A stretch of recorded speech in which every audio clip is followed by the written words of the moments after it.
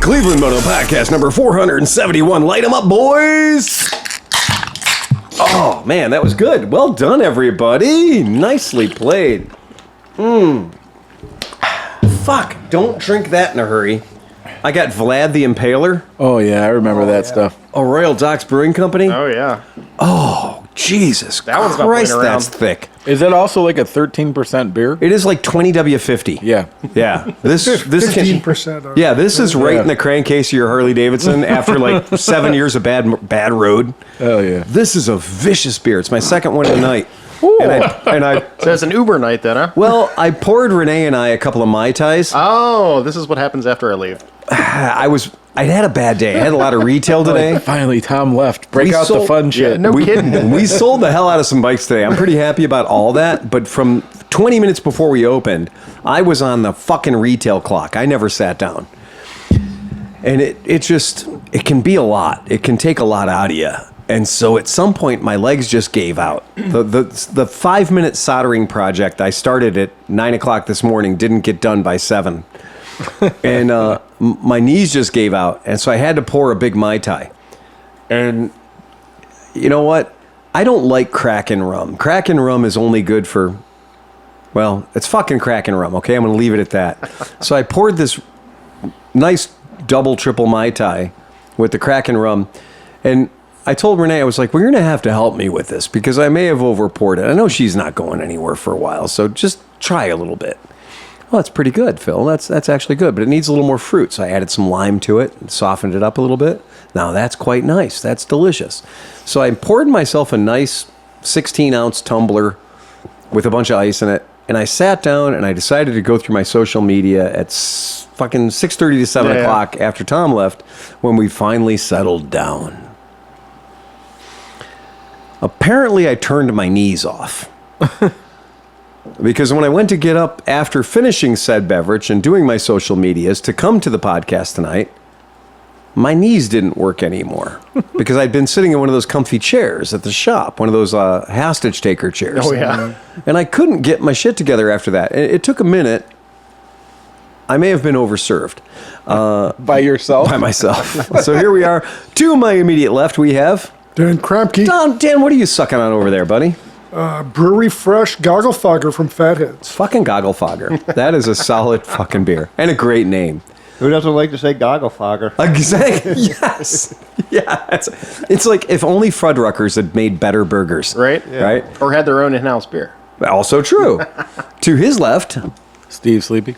and Sleepy. Mm-hmm. Tell us for 1 second about the Ace of Spades shirt that you're wearing today. It's the Lonesome Ace String Band. Lonesome Ace String Band. 3 chaps from Canada that play kind of psychedelic bluegrass / psychedelic folk / the guy's like an expert clawhammer player. So Yeah. it's very interesting. Yeah. Yeah. So I saw them at the River Dog over here in Oberlin about a year ago. Yeah. And then they came back through, and now I'm friends with the guys. So then they came to the GAR, and I went, and I ended up hanging out with them down there. So I've been listening to them as well. Yeah. So I've been enjoying their stuff, and because of you, I now watch and listen to Billy Strings, and I also listen to the Lonesome Ace String Band. Yeah, they're really good. They're really fucking good. And they're such Yeah. it's such a cool thing. So they were musicians in Toronto, Canada, and they played in different bands in a different style. Mm-hmm. And as most young musicians know, it's very hard to make a living doing that. Yeah. So then this bar opened that was more like a folk bluegrass thing, and they were looking for a house band. So the 3 guys were like, well, let's just be the house band. How hard could it be? So they went there, and he said for the first year it was really rough because they sucked. And then he said, but then like 4 years of playing at this place, like 3 times a week for fucking years, they actually got to be really good. The band got together. Now they've been writing great songs, man. Really good guys. And it's fun music too. It's a really good time. The songwriting, like I think their songwriting's really good. Like their lyrics, they're fun, but they're also a little deeper than they first seem and stuff. Like they have the one about the McKinsey wildfires. Yep. And like when you listen to it, you feel like you're there. It's just kind of Here in Cleveland, we have a band called the Chatfield Boys. Mm-hmm. And the Chatfield Boys played at Lacey and John's wedding, 4th of July, several years ago. And we'd laid in enough liquor for 4,753 people, enough food for at least 3,000. Mm-hmm. And I married them. I was the officiant. on their property in Spencer, Ohio, on the farm. And we had the Chatfield boys playing live. Wow, that's and right down the street pretty from me. great fucking wedding, man. Yeah. And so once the nuptials were over, then we put it, y'all come. We put a y'all come on the hailer. Yeah. And we said, if you like liquor, if you like good food, and you like amazing music, come to Lacey and John's house. We got you taken care of. You know what's awesome? So Spencer's about 5 miles from my house. It is, yeah. And it gets interesting because like it's right at, there's a whole Amish community there. Yes, there is. And then there's some real rednecks there, and then there's some other just kind of cool people. Yeah. But most of the areas around me don't have a lot of flaggage, right? Yes. But Spencer tends to have Makes some up for it. flaggage. Yeah. But it's pretty cool because one side of the street will have the no snakes or the don't step on me. snake. Yeah, all right. A Trump flag, Right. an American flag, and then like some machine gun section, Sure, don't take yeah. my gun or whatever. Yeah. And then across the street is like the equal flag Right. and then a pride flag Yes. and this. And so it's like battling flags right down It there. is And it's kinda fun. truly, yeah. yeah, America by flags. And it's like I've seen it go from one. It was like originally just a Confederate flag on this side and the pride flag. It's the use of force continuum. Yeah. I mean, whoever's selling flags in that town is cleaning up. Yeah, right. Yeah, They're they doing got it. great. To his left, Speedy Pete. yeah, and we're going to get to this because when we introduced to your left, Chris Smith. did anybody say that today was the day to ride small bikes? No, this happened No. again. It just happened organically. Well, my monkey's been feeling neglected since I got the hunter cub, so I had to bust it out of the garage. You today. haven't spanked your monkey? No, I spanked it today though. That's good. Yeah. It looked shiny. Did you give it a buff before? No, I don't wash any of my bikes. And then so you rode your monkey. Yep. And then you rode The monkey, also the yellow one. the yellow monkey. Yeah. And I rode a TNT 135. So it was little bike night. It was Right. fun. It was so cool. And I drove because, unfortunately, like where I lived, I left and I got dumped on. Yeah. I was hammered down. I was wet from eyeball to eyeball. no, that was only 20% rain. Yeah. That's what the weather I forecast got all said. 20%. It was 20% rain. at my house. That was it. I was actually sitting at home on the couch watching the radar. I watched the whole thing pass, and I rode in right behind it. Yep. Nope, not me. Because, see, you're smart and you're like, I think I'm going to ride a motorcycle. I should probably look at the weather. I was like, oh, I'm home from work. Let me throw on some pants and go to the podcast. And then 5 seconds later, I'm swimming. But it rained so hard that when I put the bike in the garage and I went How and changed, hard did it rain? it rained hard enough that the bike's not dirty.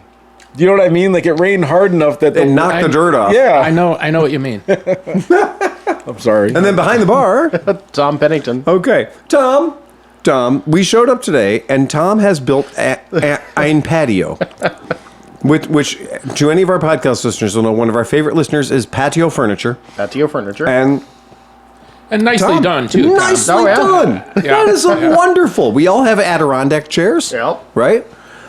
Becky spent all day. I told Renee yesterday because you were at breakfast. Yeah. And somebody had shown up to get a top case put on their bike and everything else, and it became this chaotic thing. And then Becky calls me, and she has a Becky emergency. She says, "There's boxes on the front porch. I can't move them." So I'm like, "All right, I got to go take care of this and figure out what's going on." And sure enough, it's the chairs. Yeah, because you live 37 seconds from the shop. Yeah. So she literally spent all day from about 10-ish to about time we quit putting those chairs together because they don't look like they're complicated. Oh no, they feel like they're complicated. Can I just say one thing real quick? Yeah. His Becky emergencies are Yeah. way better than my Amy emergencies. My Amy emergencies are like, Steve, come home quick. What? The aardvark I just rescued from the hood in Detroit is biting my knee. They might have leprosy. Yeah. And I'm not kidding. That's the problem here. Steve, we have kittens. Yeah, don't even fucking mention that shit. They have ferrets, man. Do you know what's happening tomorrow morning at 11 a.m.? More chickens. There's more chickens. There's going to be fucking... And can I tell you how beat up my wife is and how these fucking things try to kill me when I cut grass? They're not afraid of a fucking a John Deere 930M commercial 62-inch lawnmower. They're like, oh, that's what you got, bud? And they fucking fly at you with talons out. I got holes in my legs. There's a from these reason they're fuckers. low on the food chain. Yep. Yeah, dude. Right. But Yeah. they're not stupid. People, they No, they're think suicidal is what they are. Dude, they got fucking plans. They fucking go. There's one dude, there's the fucking aggressors that come out, and then there's dudes on the 3 and 6, and they watch the motherfucking guy, and if this way, this dude comes from the back. Oh, so they're raptors. Oh, fuck yeah. 100%. They did come from dinosaurs. Yeah, no. And the thing is they like We're my going to see wife. Sean O'Hara. Sean O'Hara's going to have a whole fleet of fucking chickens. Oh, yeah. Oh. No, Sean needs to Since come they and got train your them. number, though, they're looking at you thinking, we can yeah. take this That's fuck what out. I'm thinking. yeah. You know, I think This guy's nothing. I think one His of the wife reasons- fucking feeds us. No, she trains them. I have a feeling that's how I'm going dying. Oh, you think she's out there working them on battlefield How's drills? your, Fuck, how's yeah. your insurance? I couldn't find my shoes. She probably has them on a dummy out there. When you smell the shoes, you kill this fucking guy. Red 6, red 6. Sleepy, Hard Sleepy, you flank got to get the squirrels on your side. I mean, they can take the chickens, I'm sure of it. I think Sleepy did some mushrooms and went out in the yard. He's like, yeah, the chickens are getting me. They're getting me. No, look at my legs, dude. I'm not lying. Those are Look at my legs. Look at my legs. This is why chickens are on the food chain, is because spite. It's just anger. We just hate pure chickens anger. so much we're Dude, gonna eat they them. It's come not the at chicken you like do it. anime. Because of spite and paprika. Right. They come at you like anime. You know, like an anime, how it's like like this. Their fucking 3 claws are out in front of them like this, both things, and they somehow fly sideways at you at 100 yeah. miles an hour. I was, How fast was that again? 1,000 miles an hour. It's like Wow. what is it, Ninja Gaiden? well, there's 1.5 sonic booms there, Chris. Yeah. Anyway, sorry. The chicken, the feathers come off. They move faster. Yeah. I was a young fella, and I went to Germany, and you go down in the southern Germany, there's all the Chiemsees, like all the Herren Chiemsee, and all the cool stuff that the crazy King Ludwig made. And he made sure to populate all these little lakes with swans. Big, fuck off, 4-foot tall swans. And they're thick. That's the only way I can describe it, is they're thick. And they're thick and they're spiteful. And mind you, those swans were there from the Kaiser days, right? So they've never gotten over it. Right. They're political swans. And so I show up, and they're just not happy to see me at all. And first they hiss at you, and that's, that's nature's way of saying go to fuck away, right? And they hiss at you, and I'm like, whatever, I'm bigger than you by a foot and a half at least.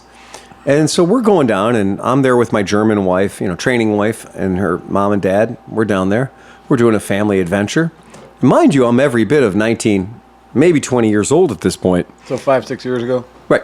Yeah. And so I roll down, and I'm like, well, I'm not going to be deprived of this beautiful lake because of some angry goddamn ornamental fucking, cobra chickens. Right. And so I go down, and I'm like, well, if I'm down there, and they'll eventually just fuck off because they have the ability to leave and enjoy the entire place, and I'm just here for the day. Mm-hmm. I go down, and no, they're straight up angry. Mm-hmm. And I think they may have been Nazis because they had no need for me. And they come straight at me, and you know what should have warned me is they're racist. They're just pure white. Yeah. And they come running at me real hard and real fast. And what I learned is I have no natural fear of these animals because I'll die from petting a bear. Like, I'll pet a bear if a bear or a buffalo shows up to me. in the middle of the bridge. I'll pet him, right? I'll give it a shot. I'd like to know what a buffalo feels like in person. So I'm like, yeah, all right. But they're fucking hard to hit. I don't know if you ever tried to square off against a big goose or a swan. The neck is just this whole thing going on. And it's like when you watch Luke Skywalker get his ass kicked by a floating ball. Oh, yeah. It's the same kind of thing because you want to hit the goose in the head. You forget that you can hit him anywhere in the body. They're basically just big pillows. And Well, yeah, they're made of down. that was my point. I was like, it's just a pillow fight with legs. And I got my ass kicked by a goddamn goose in front of my newly betrothed and her mom and dad, the parental units. And it's one thing to be an American, cockstrong and arrogant, full of piss and vinegar. It's another thing to get your ass thoroughly handed to you by an ornamental fucking duck. And I did. I ended up after about 97 seconds going into straight up retreat mode. Oh, geez. And I got chased off of All back. yeah, I did, off of a bullshit pebbly German beach. It didn't even have sand. Hey, were those German goose? Were they goose stepping? I was gonna say that, but I didn't want it to be obvious. Cheap. Yeah. All they said was, "Have you seen Kyle?" That was it. But it was so terrible. It was fucking awful. But that was that. We have a quick update from one of our podcast listeners. Sam, I've listened to the podcast for a long time. I'm a Harley chopper guy, but I still appreciate your perspective. Okay, in case you're not aware of how the English language worked, I still appreciate your perspective as code for you're wrong, but I'll suffer it. Right. I bought a Kendon trailer back It's a in... Harley chopper. Of course he's suffering. Hey, look, I'm not trying to yuck their yum. I'm not trying to fuck with their thing.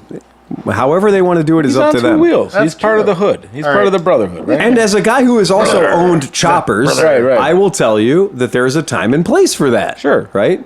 I don't wear my tuxedo for like workout. Right. But there's a time and place for that, right? All right. I bought a Kendon trailer back in 2022 because of the glowing reviews from you and the team. I travel for work and I've taken this damn thing all over the country and it is amazing. But recently I have bought a van, so I no longer need this trailer. I put it up on Craigslist, but I have not gotten any bites. Do you have any recommendations for selling things on Craigslist or this trailer in particular? Do you know anyone looking to buy the single ride-up trailer from Kendon? I know this is a lot of questions. Let me know if I need to sign up for the Patreon to get them answered. Thank you for your time. Sam, attached is a picture of my bike on the trailer. And Sam has a goddamn chopper On the Kendon. Yeah. with the Springer front With the end. Springer front A end. 21-inch front wheel. So he might be able to answer your questions about the Springer fork, Sleepy. Well, all I know is that's a goddamn beautiful motorcycle wherever you come from. That's cool. That's an older Springer. Now I've become versed in the Springer front end. So looking at Oh, this well, part- that's a spool brake. Yeah. So that's a drum brake on the front. and it doesn't have a shock. It's No, just it doesn't. springs. It's So that's a nothing whole but different springs. animal. Yep. Amen, brother. So here's what I can tell you. First of all, Craigslist is dead.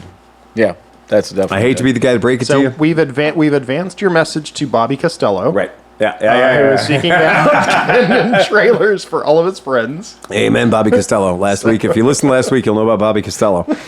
But here's the thing I wanted to say. Patreon member or not, okay? Yeah, you're doing the Lord's work, and you're right.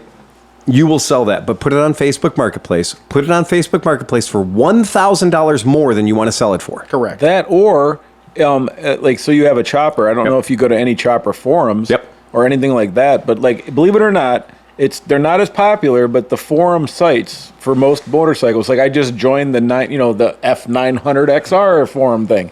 And it's like you find out about the different seats and the different things and stuff like that. So, Nice. But you slap your trailer on there because now it's a dude who feels connected. Hey, another brother with the chopper. I feel okay buying it Hey, off brother, him. I need a trailer. Well, but and I have some experience with this. This is probably the best trailer you can tote your motorcycle on. Right. Because it's got good bearings, good wheels. It'll go 90 miles an hour behind your car. I've never seen one that looked that nice. Yeah, it's pretty fresh, isn't it? Yeah. That is a very fresh Kendon. All right. So but that's the point. Where is Mr. Sam here? Where is he located? You know what? I don't see that. Yeah. All right. Yeah. Anyway, so, well, he's in America at least. He can put it on two wheels and deals. That's true. That's So- right. He could put it on Yeah, two wheels and yeah. deals. And why I wanted to bring that up is because, since we're talking about choppers, the best motorcycle show in Central Oregon, Hot Pipes, invited guest builders and ride-in show, Hot Pipes Motorcycle Show, August 31st. You have plenty of time to get there. Put it on your calendar. The Hot Pipes Motorcycle Show in Central Oregon. This is one of those one-day events. So this is like the one show thing. Go in, enjoy the whole day there, really get the most out of it. And then hit that strip club you guys like. Oh, buddy. Yeah, if you are 1 hour away from Portland and you don't go to the Acropolis, is that not how you say it? That's all I can think of. If you like patchouli and beaver, It's 100% awesome, is what I can tell you about the Acropolis. That is where you will get a great steak and roast beef, but the roast beef won't be on your plate. Yeah, it's pretty amazing. So Pete just laid this on me. This looks cool. Yeah. I mean, this looks really, really cool. Now, see the term hot pipes. I always thought it would be a different kind of festival. but Hot that's Pipes cool. Moto Show. So www.hotpipesmotoshow.com. And this definitely 100% leans chopper. Yeah. And if you can't appreciate that, I'm sorry, that's cool. We can't hang. Live music, food, beer, vendors. So how'd you run into these guys, Pete? When I was out in the Pacific Northwest, he's actually in Bend, Oregon. His guy's shop is 6-volt cycles. Yeah. Right in Bend. We needed a smallish 17-inch tube for the CT90. We were running a 2 3/4. That's not easy to find. And we called him. He said he had one. He said, come by the shop. Yeah, he'll hook us up. And when we get there, we meet the dude. His name's Jason Koshnitsky. You gotta love him. Yeah. Yeah. Originally from Chicago. So he drinks a whole lot of Malort and Old Style. Yes. Yeah. But he moved out there. I think he said he's been out there 6 or 8 years. And Yeah. super cool shop. Really just and he, a typical shop says no customers beyond this, employees only beyond this point. He's like, yeah, come on in the back. I'll show you guys around. And he liked what we were riding, and he showed us his, shop, and just a super cool guy. And he told us about his show coming up, and I said, hey, we'll try to get the word out, Well, fuck yeah, we will, because even though we can't go there, we should let people, our listeners, we have tons of listeners in the Pacific Northwest. That's badass. I mean, that really is.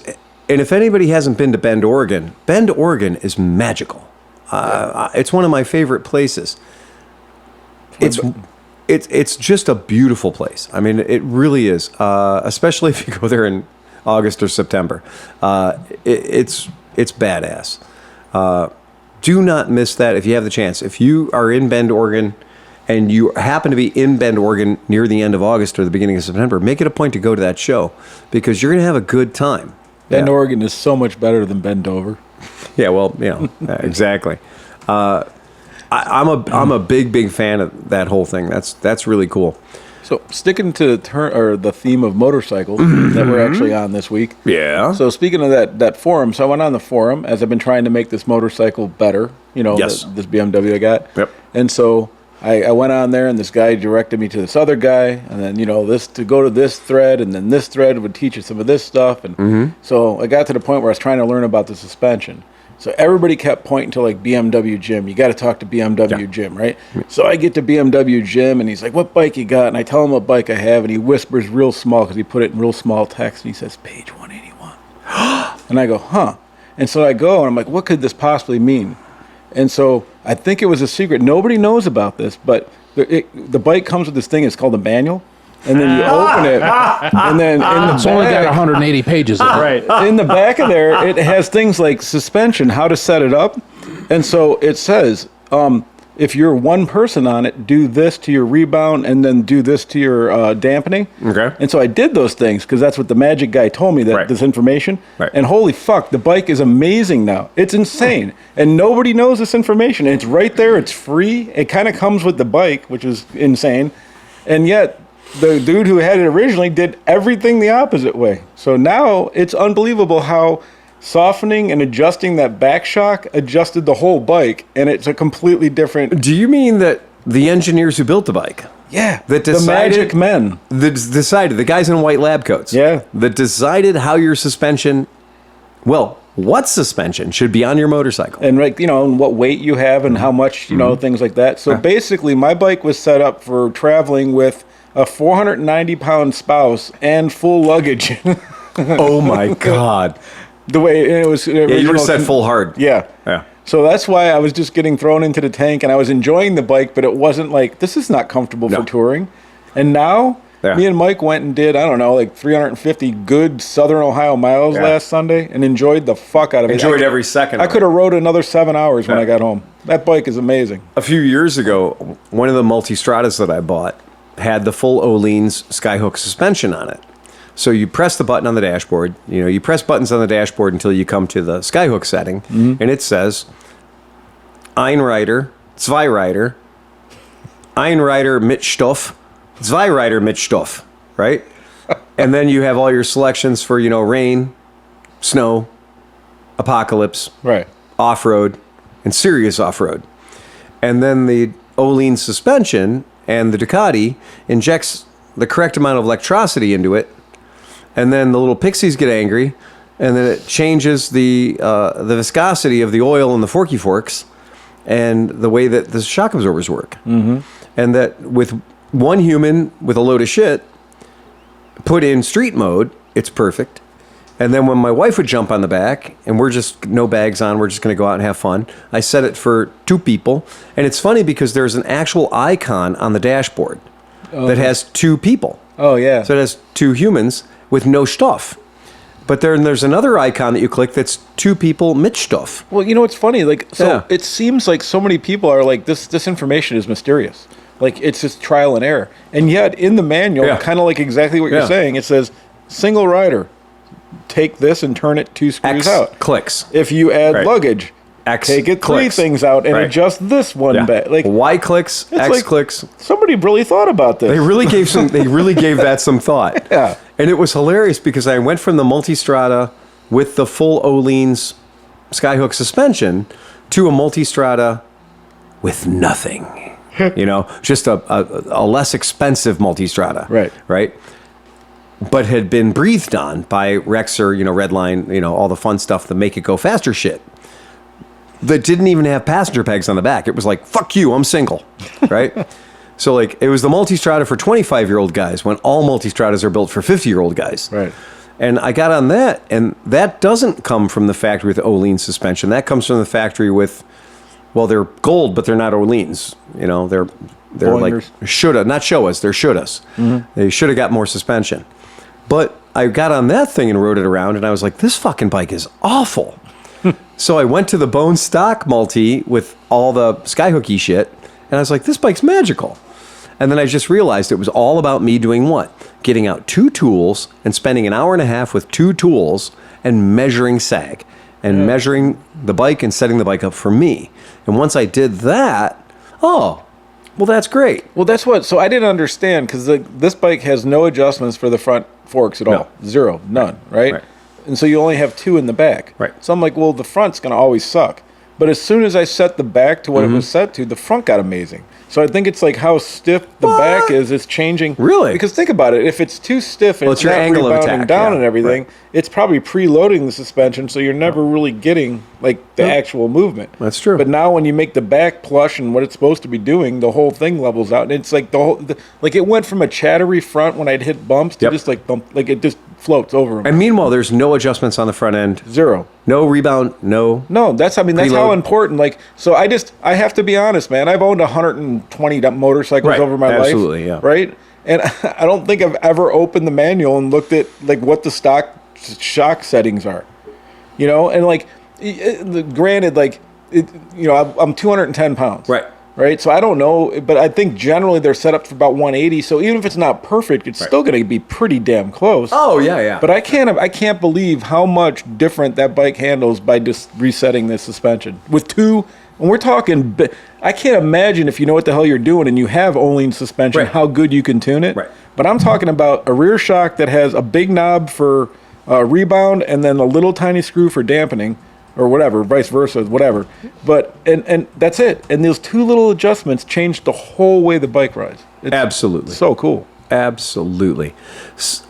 Pete, who is doing a suspension kit for the Triumph 400 Scrambler? Rally Raid. Rally Raid. Actually, Steve sent the link earlier today, but Doesn't matter. Rally Raid makes some great kits. They sure for do. some inexpensive bikes, and Well, they made the 500X. It I built became one of a those. very, very capable bike at that point. Like, they really are good, man. I put the level 3 Rally Raid kit on my CB500X when I had it. Wow. That had to be fun. It was a little underpowered for the road, but off road it was very nice. Yeah. Yeah, that was a good package. And that's a big deal. Starting with a very affordable motorcycle, a really, really cheap $5,000 give or take entry level 400cc fuel injected motorcycle. And more importantly, lightweight. It's only like what, 400 pounds, 400. I don't know what It's the weight ish. is. But it's not big. I rode it adventure the bike. other day. It's I have 0 complaints. Right. Zero complaints. They're also making a kit for the BMW 310 GS. Really? Yeah. Which is also a very low entry level bike price wise. Yes, it is. Absolutely. I promise you, spending a little bit of time on your suspension, on your monkey, the changes that you made to your suspension completely changed the vehicle. Completely. Absolutely changed everything about the bike. We had for a little while, we had a Husqvarna. We had a Vitpillen. And the first time I got on the bike and I rode it, I was like, Jesus, this is one of the worst motorcycles I've ever ridden. There was no part of that motorcycle that I was like, this is set up well. This is terrible.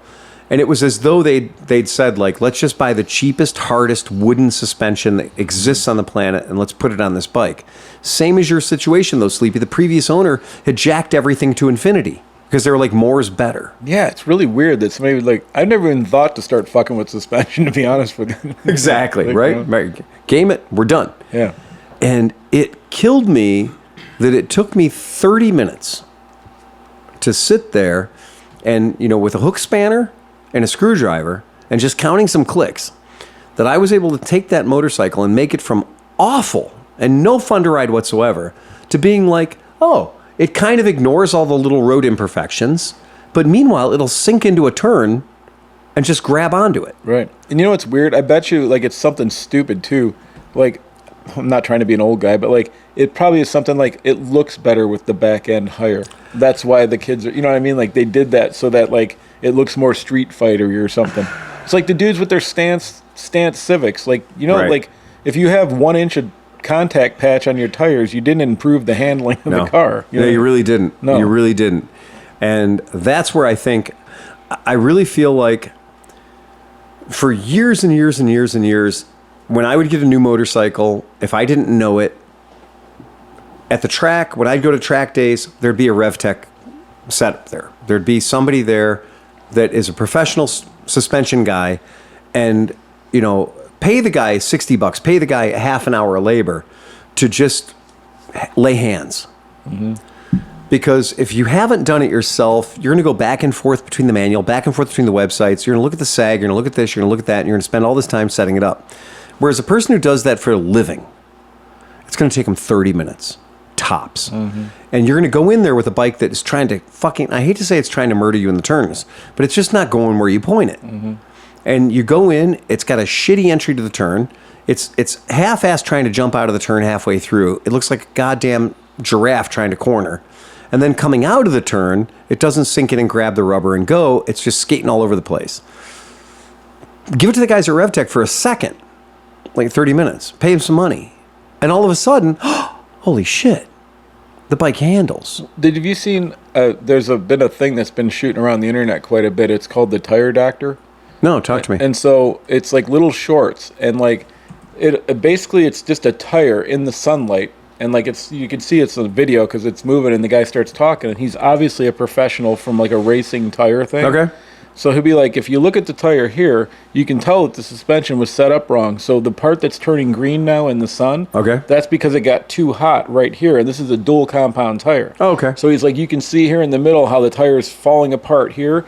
That's because it's going from the hard thing to the soft compound. So basically what I'm seeing here is that this bike has a dual shock set up in the rear and the left shock is set too high. Yes. And it's pushing this. I mean, it's fucking crazy. He like, no. And then he goes and they go to the talk to the racer afterwards. He's like 100% everything he said is spot on. And the dude's just reading the tire. Yeah. He knows everything about the bike. But that's worth the money because my CB400F that I had two brand new Red Wing shocks on that were, period correct racing shit.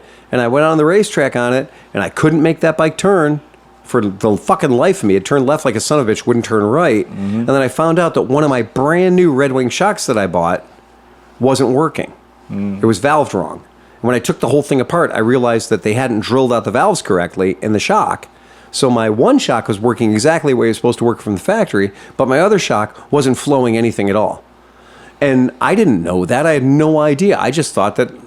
And as minuscule as you I thought I was scared of left-hand turns. But as minuscule as that could be, it's still probably just enough throwing it off. That little bit of a motion slowdown on the one side is enough to throw everything off like that. Yeah, but crazy. When he's talking about a monkey bike, that amplifies everything. I mean, not to be silly, but it's a small bike. Right. So it's a small bike under a normal-sized human being, so everything becomes more important. And when I've ridden, every monkey that I've ridden, even entering and exiting my apron getting in and out of my shop. Our apron in and out of the shop is kind of steep. And when I'm riding a customer's monkey and I slam it into my shop, my entrance velocity to our shop parking lot is like 32 miles an hour. And I hit that pretty hard like a carrier landing because I'm checking the suspension, making sure the bike's not going to bottom out or whatever.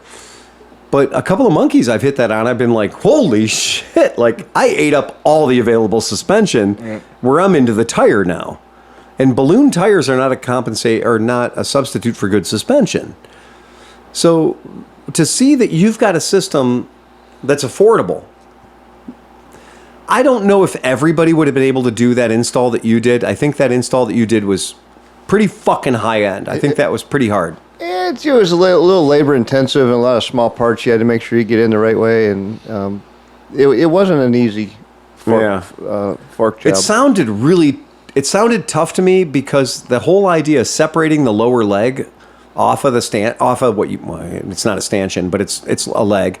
But the idea of separating that and having to go through what you did, that takes it above the IKEA level of surgery, right? It's not just read the instructions. You got a hex tool, go after it. Like in the Haynes manual, they grade things from like 1 wrench to 5 wrenches. I think this is a solid 4.5. So it ranks above a valve adjustment. Yes. Right. And the level of both intensity and violence. Yeah. And you had to be a little bit careful, too, because you don't want to, like, nick the seals when you're putting the legs back in. And there was a couple other things you had to pay attention to. You didn't want to scratch the chrome, you know, on the fork leg. You know, that's hardened chrome, but... No, but you can still scratch it. Yes, you can. And there's no unscratching it. No. And anytime you take apart forks, there's always that one thing where you got to bang the thing to get the... That always freaks me out, man. I'm like... seals out. To remove the seals, or if you're removing the shaft...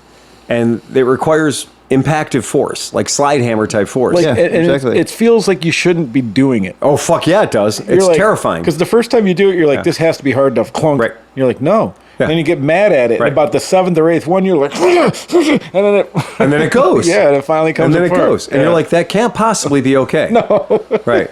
And it's funny because a lot of people that I know that are in the motorcycle world also have done their own cars. Yeah. And like a McPherson strut, like rebuilding a McPherson strut is one of those things where you're like, okay, I'm going to buy all the spring compressors. I'm going to do the job right so I don't actually maim myself or kill myself. And you'll do it, you'll creep up on the job very carefully.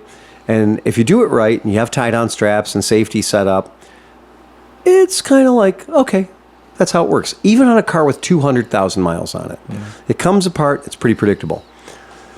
I have had forks in a brand new motorcycle with no miles, not straight up refused to come apart. Like 100%, fuck you, I'm not coming apart. Where I've gone back and watched videos, read more books, checked everything out. Are you sure I'm turning this right? Are you sure this is the right way to do it? And then you're like, I do own all these torches. And when you get to the point where you're like, I do own all these torches, and it seems like MAP gas is a little violent. I've got some propane here. I've got a nice flower tip. I'll bet you I can just warm that up enough. And then you realize you've now tried it for so long that stickers that aren't even close to what you're working on are melting off the bike. Mm-hmm. Wiring harnesses that aren't even touching the forks are melting off the bike. That you've fed too much heat into it, but you're not backing out now. And then it goes pop. Yeah. And you're like, there's no way anybody at the factory said that, yes, 748 degrees is the correct temperature to take this shit apart. When I know all the rubber, all the O-rings, everything I'm touching has about a 360 degree life expectancy. And I'm just keep feeding blue heat into this fucking thing. And eventually it goes pop. It'll never feel okay. It will never be okay. It is one of those things where you're just like, well, here we go. Yeah. It's either it worked or you fucked it. I know, man. It's terrifying. Yeah. Doing your own suspension stuff, especially in the front end of a bike, it's scary. Right. It's scary. Especially on that monkey because everything's close together. So it's like if I put heat down here, I know that in no time flat, it's a foot away. Yeah. So Pete, if you had to rank it, so from the original suspension to what you have on it now, how much, like, what percentage of improvement is it? 100%. Really, Good. that much better. Damn. Wow. I used to bottom it out going over like expansion cracks and driveways, and now it's very supple in the front. Very, very smooth. I had a customer bring one into the shop the other day, and I was just kind of reeling it in. He wanted me to check the bike over real quick. Cool. I was reeling it into the shop, brought it into the parking lot as I always do, aimed it at the front plate glass windows of the shop, and energized the front brake. And I hit the basement in exactly 1/8 of a second. Like, my weight didn't even transfer over the gas tank yet, and I was already in the basement. And I was like, yep, that's not great. That is no bueno. And if you sit way back on the seat and you're just riding in the city, that's all fine and good. Maybe, if you weigh 180. But, man, if I owned one, I'd be that guy that's like, well, I've tried 10-weight fork oil. I've tried 15-weight fork oil. Tom, do they make 20W50 fork oil? Because that's where I would like. It felt like there was nothing happening. So that idea of that kit that exists. Well, at that point, I wouldn't go with the weight. I'd probably go with the preload. Absolutely. So catch down some PVC, call it a day. That's what we always joke for years and years and years. We all got real good at cutting down your choice of either shop brooms. Yep. Right? Any sort of a dowel rod, but PVC pipe is God's gift. PVC pipe all day, every day. You get a 1-inch piece of PVC, drop it down the fork leg, go at it. Yep. If that doesn't work, there's always 1.5 inches. I had sockets for a while in one of my bikes. What? Yeah, because it was this cheap Harbor Freight Oh, socket. yeah, Oh, sure. so you just toss like a 7/16 in there? Yeah, Something you're never going to miss? That's right. Yeah. They're nice and strong. Like, That's the reason why standard tools exist. yeah, Nobody's going to use them. right. It works great. Just use them as spacers They're in your great, shops. man. It's in the SSR. That's what my front end is a little Oh, it stiffer. is? Yeah, it's You got- dropped a couple of... Fuck yeah. Are they deep wells? Yeah, it was from Mid-Ohio. I think I bought some Harbor Freight thing from one of the vendors for like $3. And you're like, I'll never use these. Yep. I actually handed the rest of them And now back. you got a Harley, so fuck you. Yeah. Yeah. But I handed them the rest of them. I mean, you can sell the rest of these. Right. I just need these two. I just need these two. Yep. I uncorked it with the thing, popped them right in there. Literally, put them back I just on. need a 2-inch spacer. And it totally works, man. It totally works. Oh, speaking of PSAs, this is a segment, but it can only happen when we have something worthy of PSAing you about. So, if you intend to tow a motorcycle in this fine United States, transition. please be aware of Pennsylvania and their shisty motherfucking snaky ass fucking toll system. Okay, you can't stop and pay the toll. No, it There is is nobody drive-through there. only. Yeah. And so you get sent a bill. But here's the interesting They take part. a picture, license plate. I borrowed Dan's trailer. Guess who got the bill? Dan got sent a bill out of nowhere. Wait. He was in the tow vehicle. Right, You're the trailer. right. And But you got the bill. he got the bill. But here's the best part. Bastards. So What Dan if it would have been a goes- U-Haul trailer? Well, here's the thing. So Okay. Dan goes, "Did you go blah blah whatever?" And I was like, well, yeah, I was obviously on a trip. Well, I think I did, but I was like, it was raining so hard I can't even remember like when I came home where I went through. Okay. He goes, okay. So he sends it over, and I start looking at the dates, and instantly it makes complete sense. Like I even told him, I'm like, if it is, it would probably be like 6 or 7 in the morning, and then way late at night. Okay. And then you look at the things, and sure enough, it was like 7:54 a.m. and then 11:30 p.m. and like 12 whatever a.m. Right? Yeah. So the first one, Because you were doing a thunder run. right? But let's talk about this. So I'm pulling his trailer, which weighs 600 pounds, around 700 pounds. Right. And then the bikes that I'm taking are both 400-pound bikes. Yes. Okay. So Right. now we're talking 1,000 pounds total cargo. Okay. All right. I'm with you. Any other state with a car pulling a trailer, you Right. might get hit with like an extra $5. It's called ein axle. One axle. Ein axle, right. One axle. So you Right. might get hit with extra. So now you're instead of $4, it's $9. Okay. Okay. All right. I get it. Yeah. I'm bringing some extra weight with me. I can do that. So first thing, $15. Wow, okay, Pennsylvania's a little high, but that's okay. So then you get to number 2, $86. Number 3, $86, and it says class 4.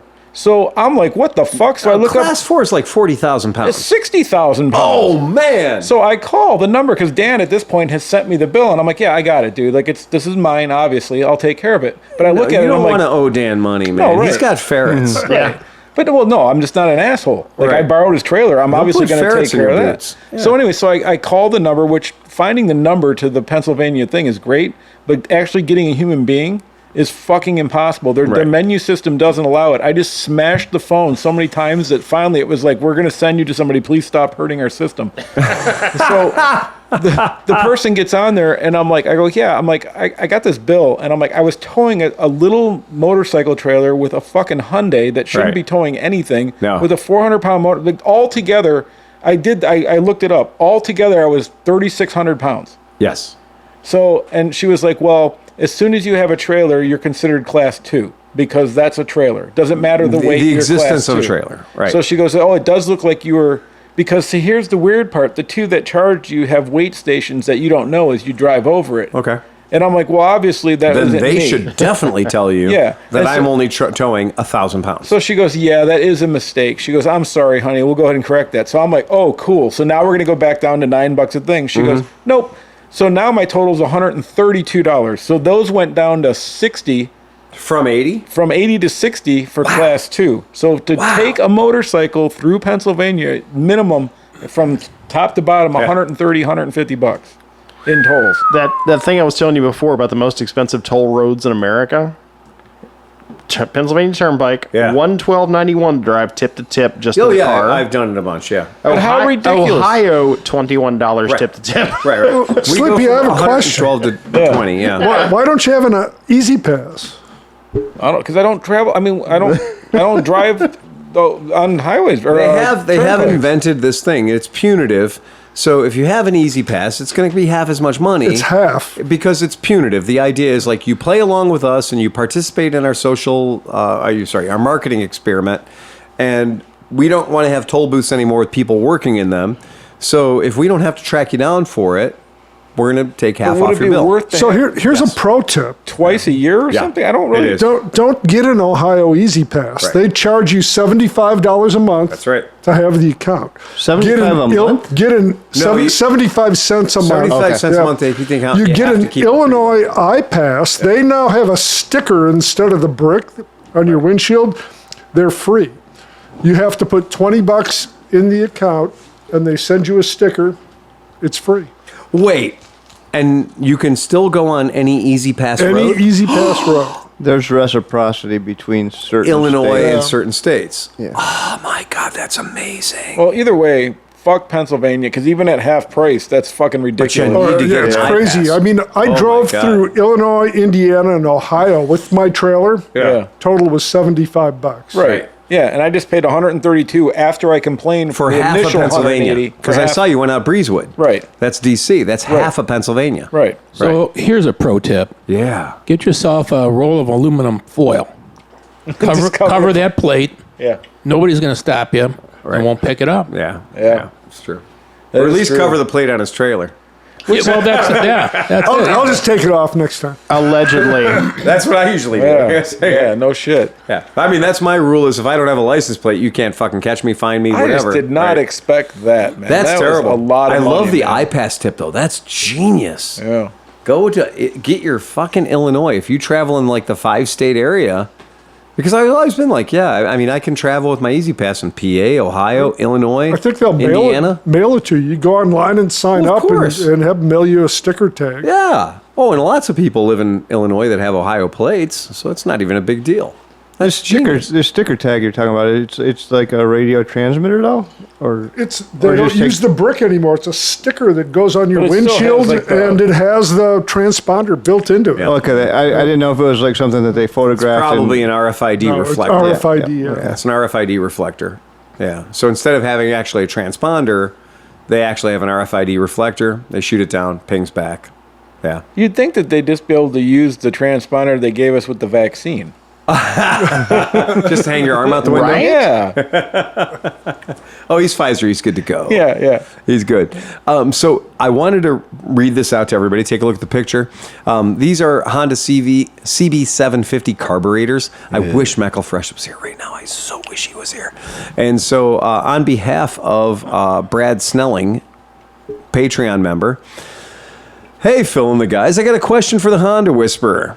We call him the Honda tickler down here, but as long as he keeps handing out good info on the Honda bikes, he can call himself whatever the hell he likes. Can you hit me up with a reply, email him, and lean in towards the microphone when he does so we can fucking hear him? Yeah. Fucker. If he also answers on the podcast. I'm a tech in Georgia, and I'm doing a carb clean, among other things, on a 79 CB550K. Well, the 79 CB750K is a Dohawk. That's a dual overhead cam bike.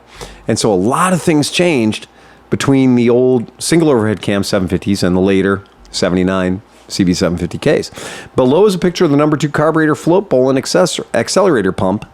What you see in the parts tray is all that came out of there. I feel like I'm missing a gasket or an O-ring for the diaphragm rod. Is that right? Brad S. says, suggestions on where to get one if needed. So I wanted to bring this picture up so everybody here can see it. Why this is important is you don't have to be a motorcycle mechanic to know that the cap part over there, the cap part on the right, that's where vacuum operates to pull that little diaphragm, to create a vacuum on the diaphragm. It pulls that rod, the accelerator pump rod, against this big-ass burly spring. 3 screws speak for themselves. They just hold the cover on. That's all they do. However, down here in the bottom, so if you look at the carburetor itself, you look at that hole in the carburetor, you'll notice that that hole is very, very metal on metal-y. There's really nothing in there for that rod to slide through at all. All right. Yeah. So the way these carburetors work, this is a different carburetor that's on the previous single overhead cam bikes. And what he's got going on here is absolutely true. When you look in there, and the part I'm talking about is down on the float bowl, the lower part, you'll see that there's that big ass hole. And there's also a little hole over here. And that little hole is not a hole that the threads from the screws go in. There's 2 holes. So there's 2 holes over here that go through these little tiny holes in the diaphragm. And then there's one big hole in the middle. And when Tom looks at this, Tom's going to acknowledge that there is, in fact, something that's not there. Oh, no. Yeah.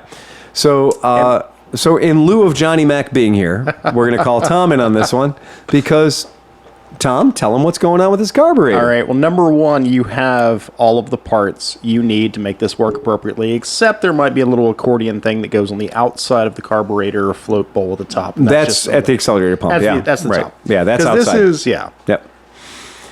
Everything on the upside, I guess, is what is the best way to say it, of that is air.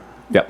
There is no gas that flows past that into the hole Exactly. up the shaft. Yeah, That's what it's everyone, saying. right. So that little ring on the bottom where you think there should be an O-ring or something sitting in there, Yeah.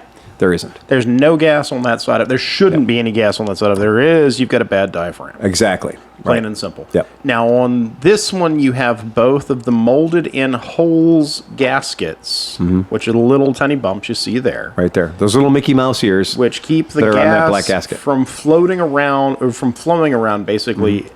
Because that's basically a secondary float bowl is what you're looking at. That's exactly right.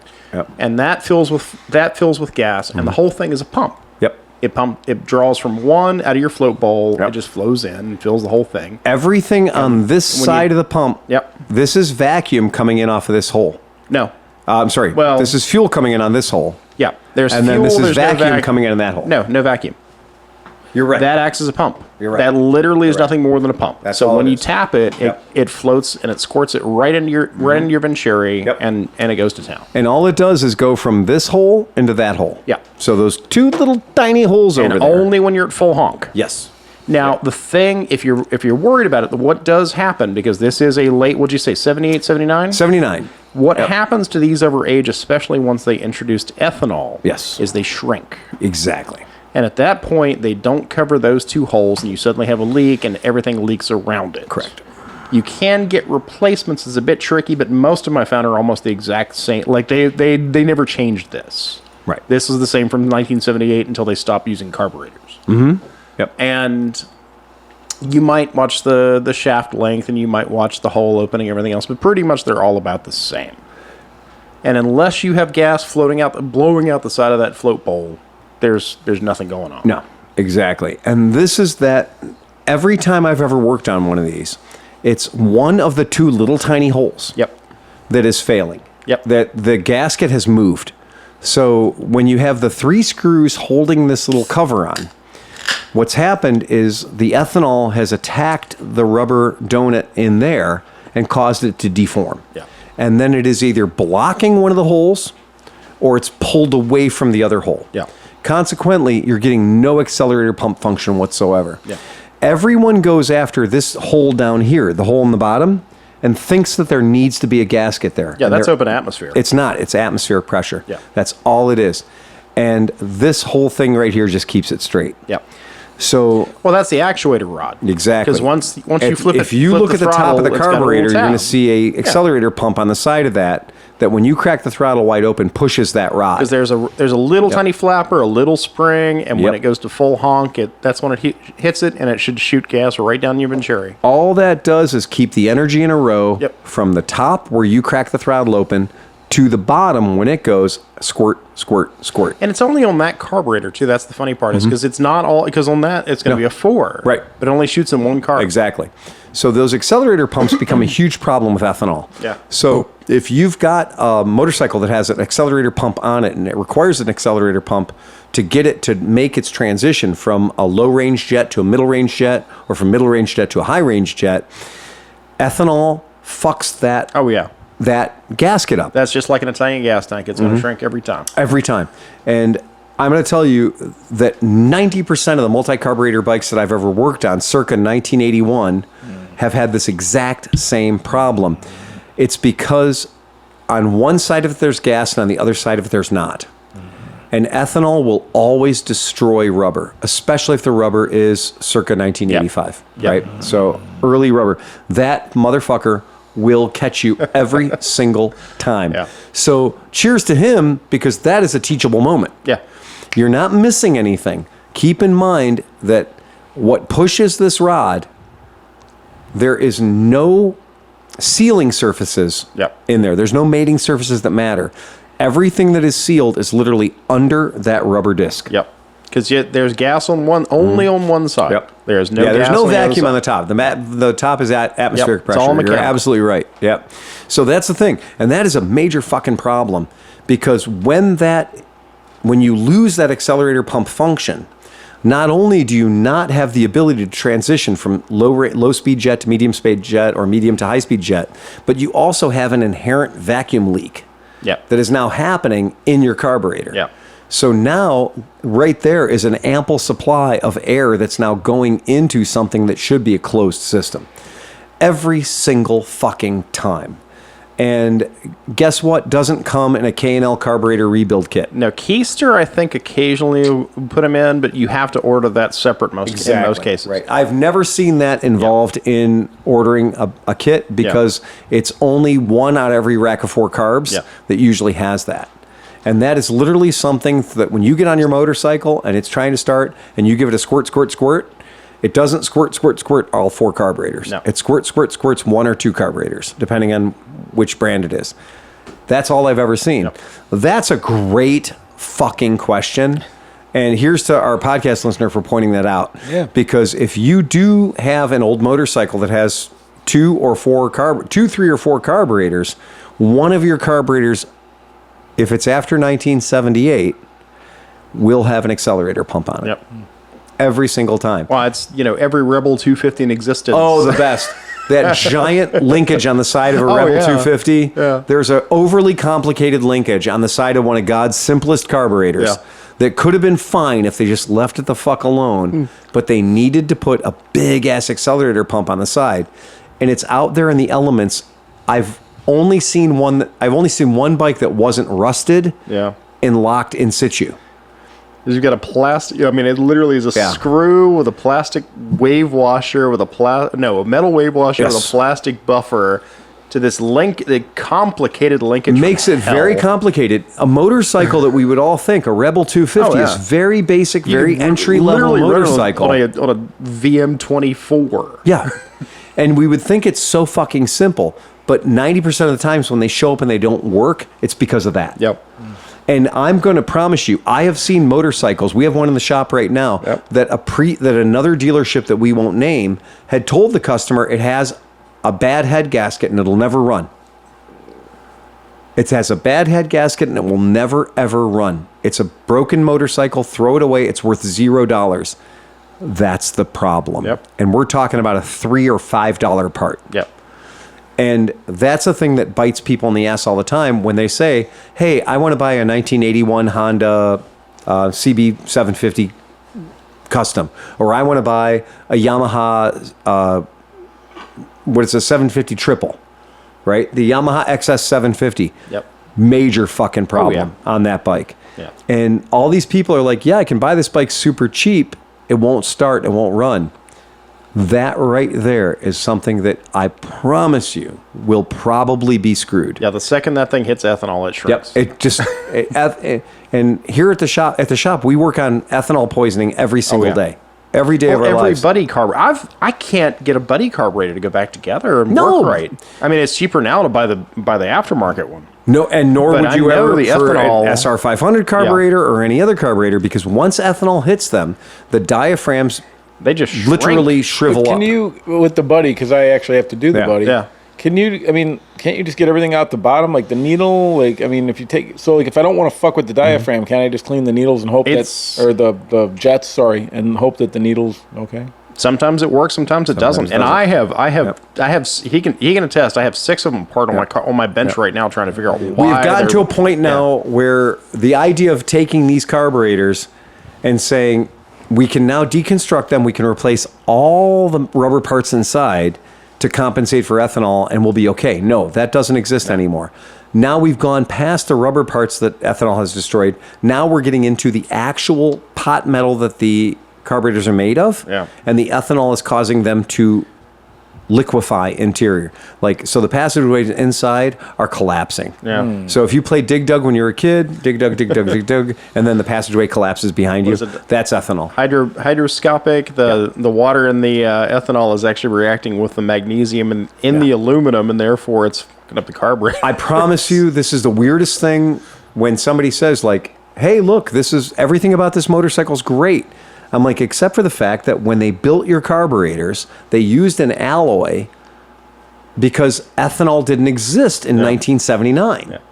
But ethanol today is 10 to 15% in every drop of fuel you buy. And ethanol will bring in one of the world's greatest oxidizers, hydrogen, 2 hydrogens and 1 oxygen. That's called water. Water is one of the greatest oxidizers that ever existed. And when you put water in touch with that particular type of casting, that particular alloy, shit goes sideways real fast. It's very, very porous. Oh, it's so porous. And- It's funny when you pull the damn bowl off of a carburetor that you cleaned 90 days ago, and it's full of fucking oatmeal. Yeah. Well, that oatmeal is from the rest of your carburetor. The oatmeal didn't come from the outside of that carburetor. The oatmeal is the inside of the carburetor.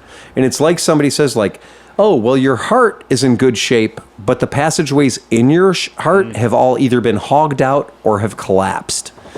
And the solution for that is no longer, can we clean that? The solution is, can we find a suitable replacement for that? And the suitable replacements have gone up in price from $70 to $400. Depending on what motorcycle you own. Guy with a Honda PC800 just reached out to me, said he paid $950 for one Honda PC800 carburetor that worked. Kelley Blue Book value of a Honda PC800 is $700. Right. So he spent more money for one out of the 2 carburetors. One carburetor was okay, the other one he needed to buy. So he spent $900 plus a shit ton of labor to get his PC800 back on the road that he loved dearly and's got 70,000 miles on it. But that's what it cost him to put the bike back on the road. Let me ask you this. Go ahead. So you got an H2 that you bought at Meekum for $79,000 because you're a fucking genius. All right. And the thing's been professionally stored, so it's fogged, no gas in it. Right. So how long before, like, so it sits in this fucking rich guy's living Right. room for 30 years. Now some guy wants to buy it and start it. He can't, right? Like, Right. that thing's not going to run. Well, no. Hold on.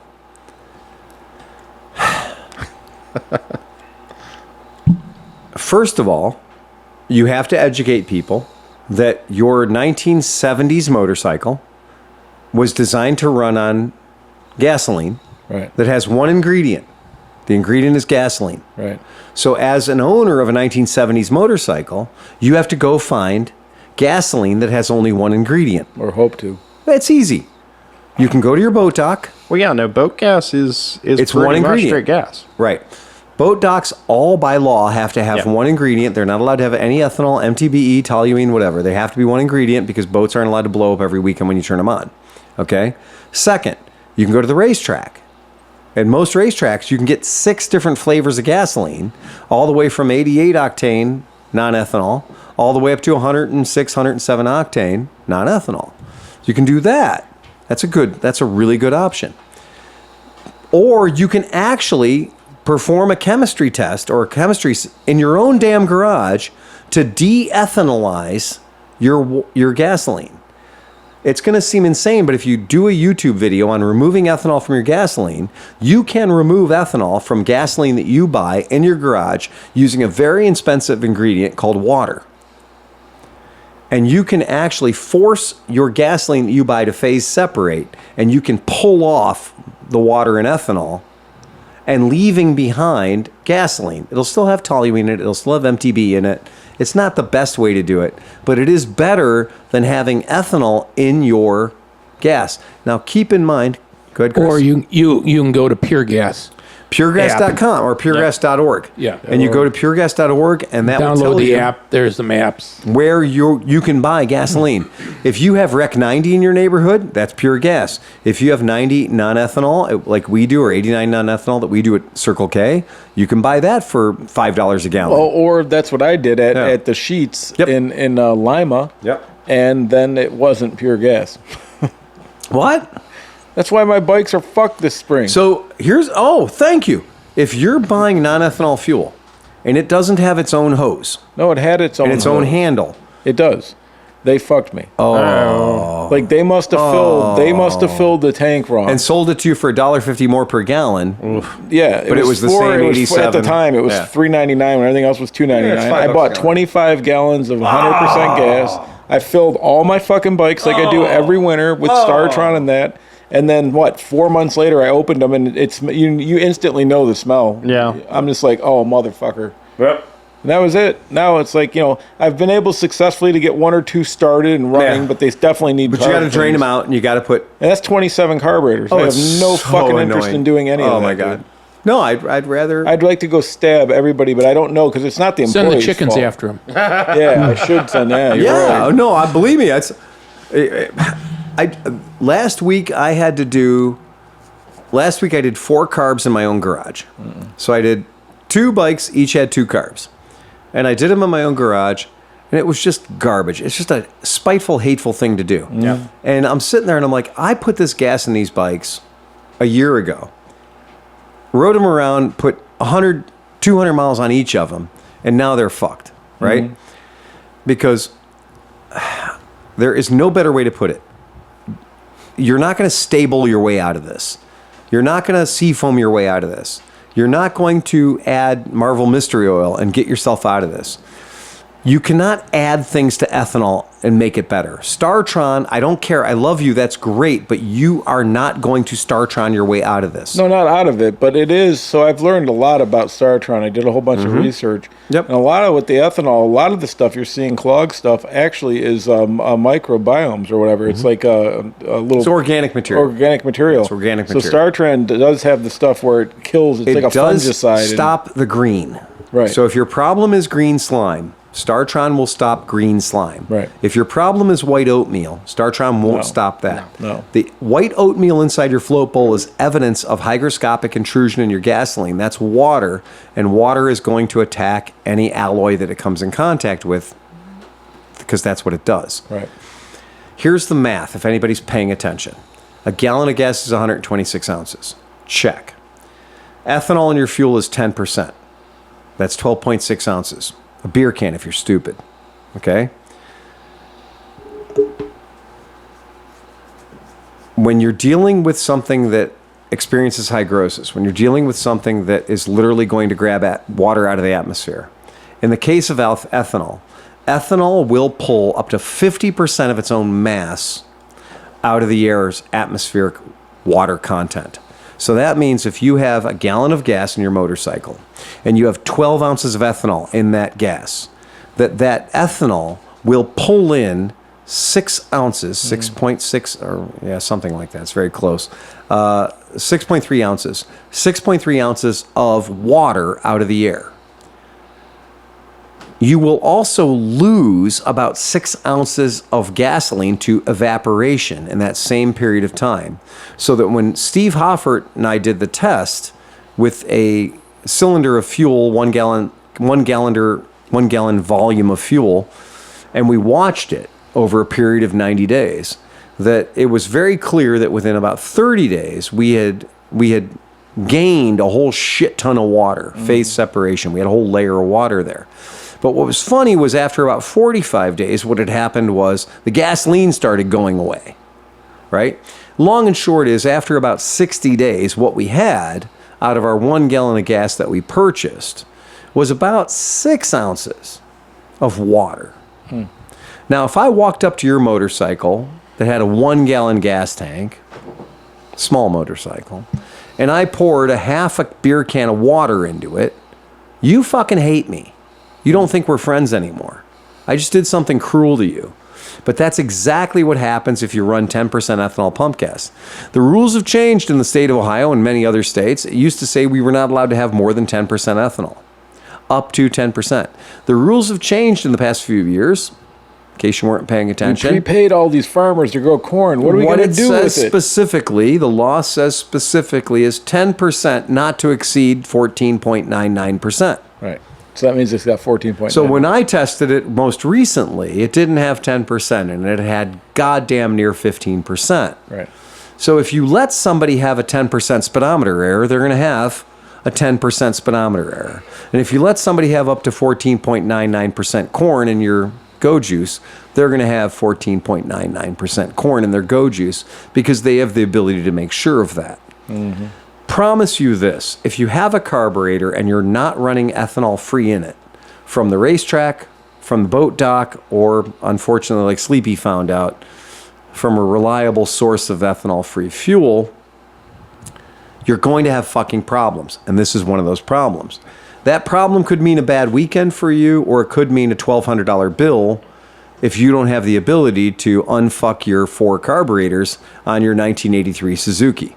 It was I was so bummed because every year I do the same thing. I have a ritual. It's around November. Yeah. It sucks because it takes all fucking day. Yes, it does. It fucking bullshit. But I make sure my cars are empty because cars seem to like old smelly gas. They don't give a shit. So I do all that. Well, it's that whole idea is the solution for pollution is dilution. Right. So if you got 26 gallons in your Dodge and 20 of it is relatively fresh and you put 6 of... Yeah. Garbage. Oh, Tom and I have got about 55 gallons of garbage to get rid of. If anybody needs accelerant. Yeah. But it's still, like, knowing that you did the thing. Yeah. Like, I did all that in November. So, like, I usually, sometimes in the spring, what I expect is a stale battery, even though I have battery tenders, because, they have a lifespan. Yes, they do. And maybe a little, like, lubrication needed on something or whatever, but I just don't even expect this to happen. So, like, when I was, like, one bike... As soon as it was the one, I'm like, well, this is going to suck because that bike has all the gas that every other bike has in it. Oh, man. I just walked in. I did the thing where, like, I just had to get out of the garage. I walked inside. I washed my hands, and I sat on the couch just in the middle of the afternoon with nothing on in the room, just sitting there. Right. My wife's like, what's wrong with you? And I'm like, you won't even understand. I've experienced total defeat. Yeah. So here's the jam. If you do want to make a switch, if you want to change your life a little bit and your motorcycle has carburetors on it, you're not willing to engineer your own fuel injection system a la Nick. Nick will build a fuel injection system for a Honda Trail. But Electron is a company that has actually sort of established themselves in the market. I know this doesn't seem like a good deal. You earlier mentioned a Kawasaki H2.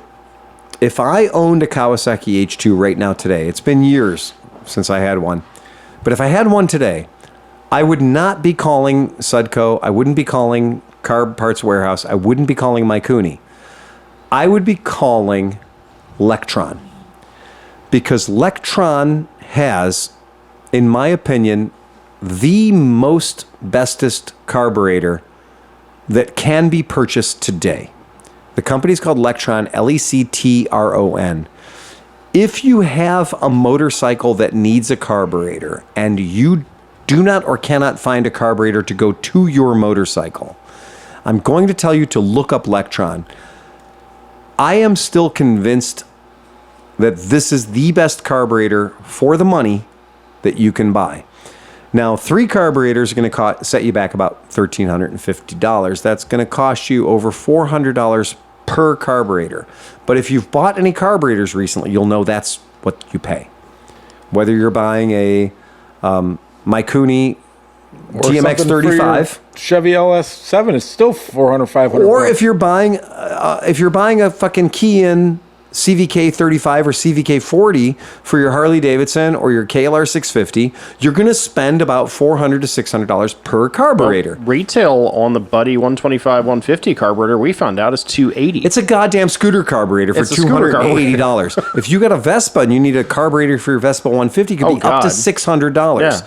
So I'm not joking when I tell you that the cutting edge carburetor for a damn near 100 horsepower Kawasaki Triple is going to cost you about $460 per.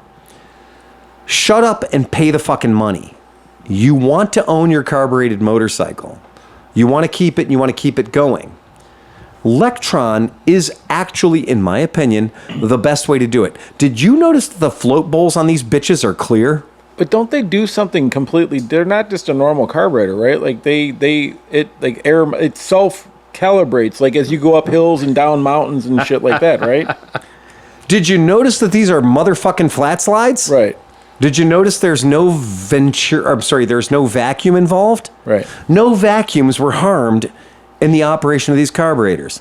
Because here's a fact, boys and girls. If you're running a motorcycle from the ye old 60s or ye old 70s or ye old 80s, fuel efficiency is not the top of your fucking priorities. You don't care if that bitch gets 32 miles per gallon. You just want to crack the throttle and have it go blah. You're only in it for the braps, right? Huh. So whether you've got your GS450, which is a fucking great bike with a 6-speed transmission, and it runs like a rape tape, but when those 2 fucking vacuum-operated Kian carburetors on there decide to shit the bed, and they don't become available anymore, I'm going to be thinking that a couple of electrons and some pod filters, because now we can use pod filters because vacuum is no longer part of the equation. Now this is a mechanical opening of your wrist and that giant goddamn Bernoulli principle intake on there. Have you seen that fucking intake? If that doesn't make you horny, I don't know what will. That's a beautiful fucking carburetor. Plus, you can also see if your float needle's working because the bitch is transparent. Did I mention you can see the dead dinosaurs? I'm a sucker for a clear clutch cover. Right? Yeah. I'm a sucker for a clear derby cover. If I can see the little sparkulators inside sparkulating, I'm your man. Let me see the little blue sparky sparks happening inside under my fucking primary cover. Let me see evidence of... The entire reason why I want a Ducati bevel is for a gear gazer. Exactly. I'm not fucking... Look, I promise you, the more of my motor that I can see with my actual eyes as opposed to operating visually through my brain based on sound waves, this is a great idea. And the guys who invented this and have continued to dial it in, Lectrons are brilliant. And I will continue to... I've got 2 scooters that I own, 2 Lambrettas, 220 cc's and 235 cc's that have Lectrons on them. They are the closest thing I've ever found to a fire and forget fucking carburetor. I installed it. I tightened the screws where the screws required to be tightened. I pushed some gasoline towards it. It went yah, and it continued to go yah, and my EGT balanced nicely at about 925 degrees, right? And I was like, that's the most responsive, accurate, reliable thing I've ever seen. And it cost about half as much as a Maikuni.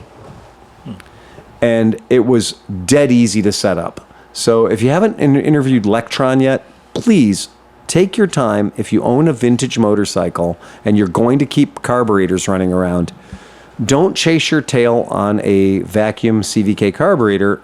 You can go to this, and it will make your life a little easier. I know this would be Yeah. class specific and stuff, but do you think those would be legal for most racing? Like I don't Arma and know. stuff? I have absolutely no idea because I don't even get into that shit. When I was running Arma, this would have been legal. Okay. Yeah, this would have been legal. It doesn't make it that much different. No, It just makes reliable. it easier. Yeah. It just makes it reliable. Yeah, I agree. These things are badass. And I've done a ton of TMX. I've done a ton of Mikuni TMX carbs, which are flat slides, which is basically what that is. And the difference is, instead of cracking the throttle and waiting for the vacuum to catch up to the throttle, you're not asking anymore. This is when the asking is over. This is when the, fuck you, I'm demanding gasoline, right? If you want throttle response and you want throttle response right now, go to a flat slide. It will take, if you take a 250 dirt bike and you take off a vacuum operated key and carb and you put on a Mikuni flat slide, it goes from being like, hey, that's cool, anyone want to ride this dirt bike, to like, I need to check you out before you get on this dirt bike because this shit might fuck you up. And on any dirt bike I've ever had or any two-stroke I've ever had, going to a flat slide was always the difference between like, oh yeah, this is cool, to being like, wow, holy shit, this bike is kind of waiting to fuck me over. Yeah, it's pretty good. So that's legit. I recommend that stuff. Cool. Yeah. So by the time this drops, we're going to be danger fucking close to Mid-Ohio. Yeah. Yep. Danger close.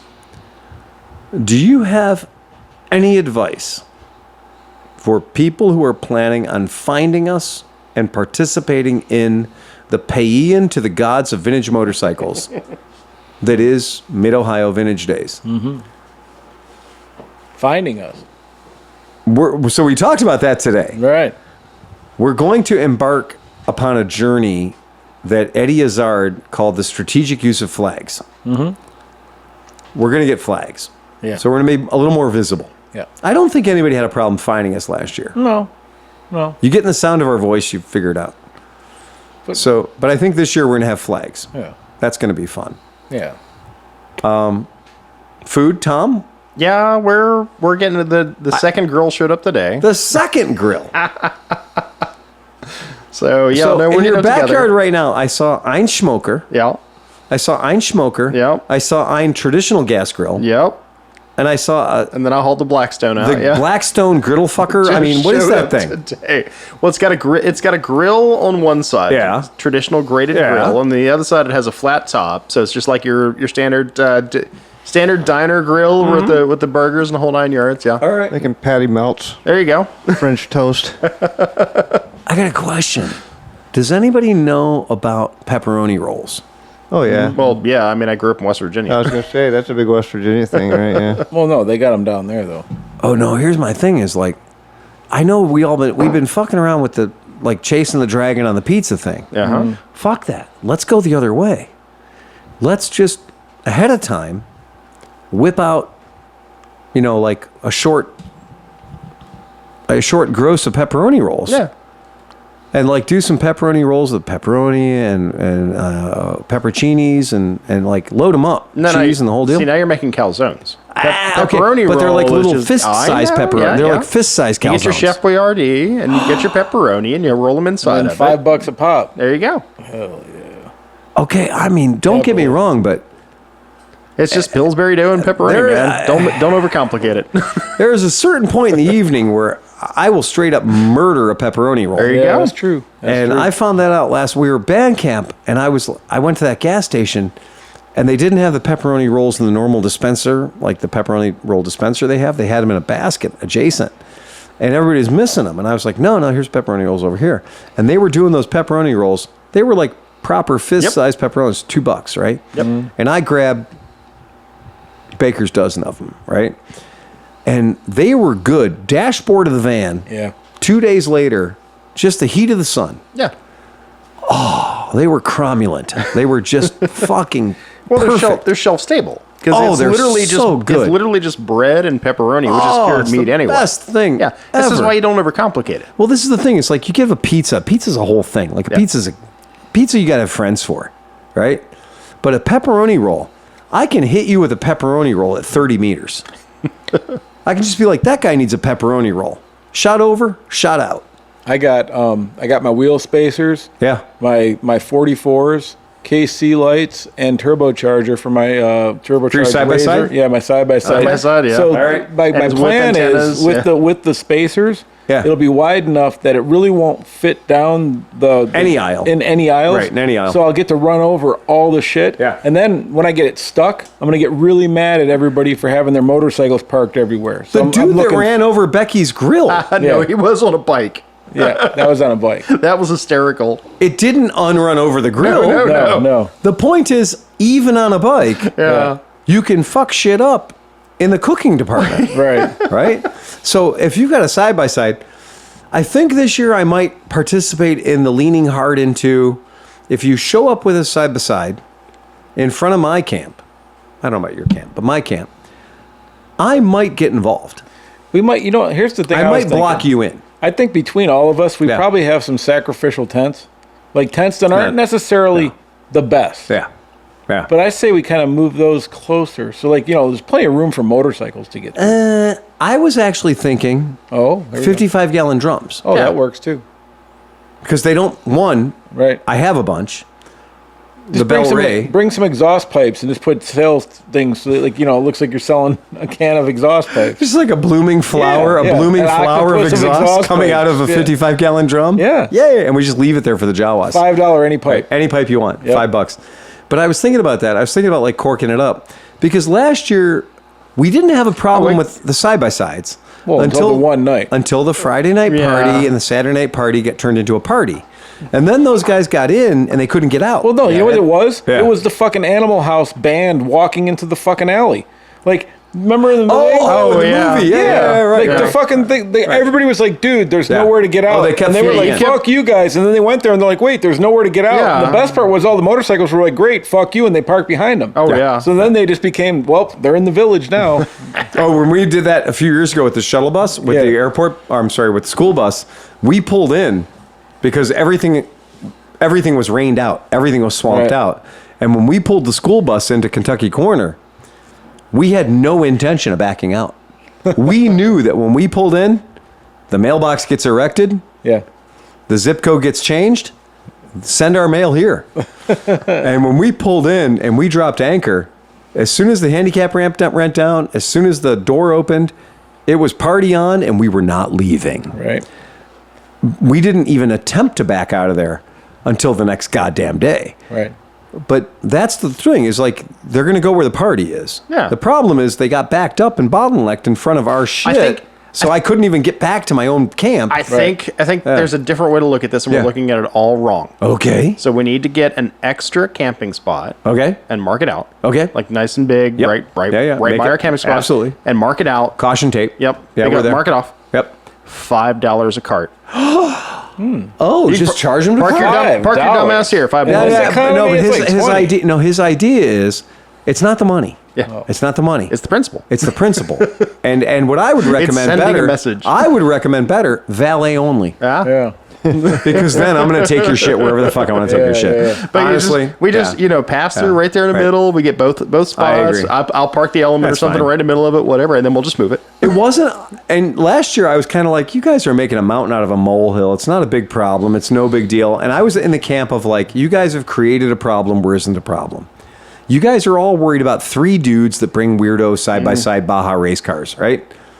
But then they had the parade. But then Yeah. then that happened. And when that happened, I was like, no, this is actually fucked. And here's the thing, Yeah. man. I'm sorry, but like it is a typical like there might be one guy that's like the nice older guy that has the original size golf cartish looking side by side, Yeah. and none of this anger is directed toward you, my friend. You Yeah. are just a nice guy. Right. But everybody else that drives these fucking things at Right. this event, I'm not saying anywhere else, but the guys who insist on bringing them to a motorcycle event Yeah, yeah. tend to be douche nozzles. Like They are the worst of the worst with like speakers blaring music at people that you don't want to hear. All this shit. Yeah. It's like they're like, we're here. We want to piss everybody off. We want to make sure that you know we're here. And I don't know who the fuck thought that Nickelback at 0100 AM at maximum volume with 7,000 LED lights was attractive. Right. But it wasn't working. No. And then they get mad at you. Like, well, it's because you... What? I can't back up and turn around. Yeah, sorry, dude. Why can't you back up and turn around? Because you have 44-inch fucking rims on a fucking desert buggy that's 14 feet wide. I just saw a dude back a fucking 73 Winnebago out of that spot. Right. And you're trapped. So, yeah, I think we might have to turn this into the Sarlacc pit. Yeah. You know? You may not leave. You may not exit. It just might be one of those things. It happens. I don't know. Yeah, I was trying not to get agitated by it last year because I was like, there's better things to worry about. It is a limited part of the whole thing. It's, whatever. I'm not dwelling on it. But it does suck. No, but last year everyone chose to make it like the hill to die on. Oh yeah. Last year was like people were feeling very strongly about it, and I didn't give a fuck. I don't give a shit. But then at some point I was like, I want to go to the bathroom.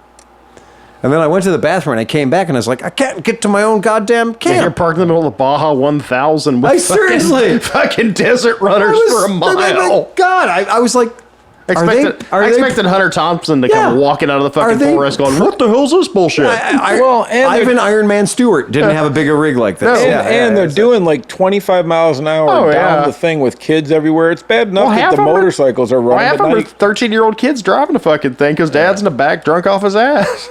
You must at least be able to bounce off of one sleepy cinch. Right. If you can't bounce off a sleepy, your vehicle's too big. Yeah. Your vehicle's too heavy. What I will say is that, what was that one that the dude had? The dude had a rented Bobcat.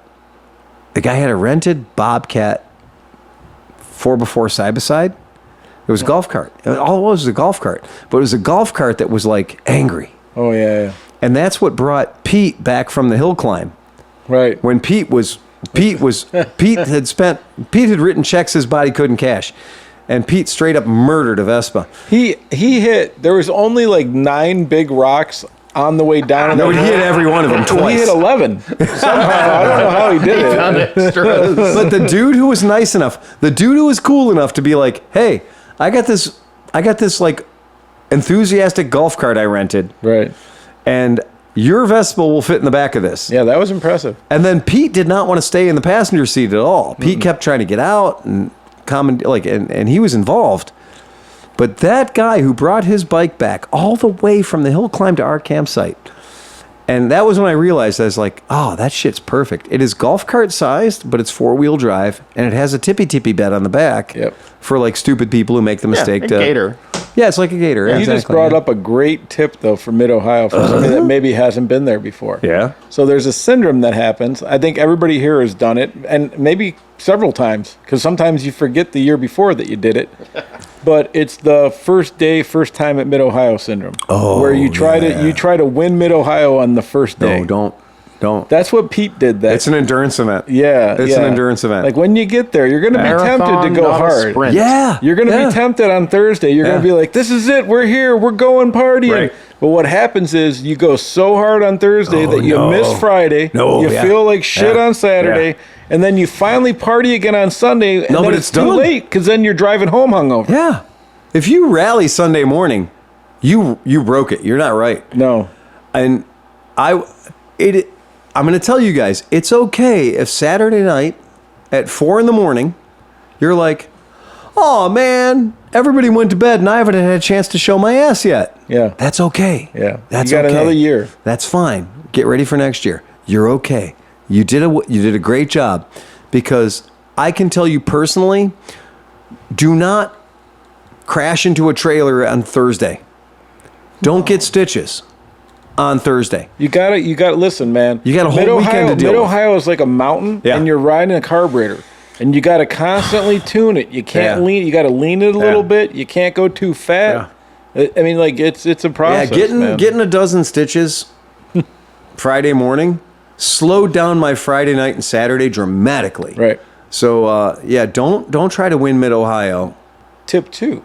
Thursday and Friday. And this was something that I've learned, but this was done to me, and I've learned it. So when I was a drunken idiot, if you have a friend that is a drunken idiot, Yeah. and they're their first night at Mid-Ohio and they're trying to win, the old pull the spark plug routine might save them.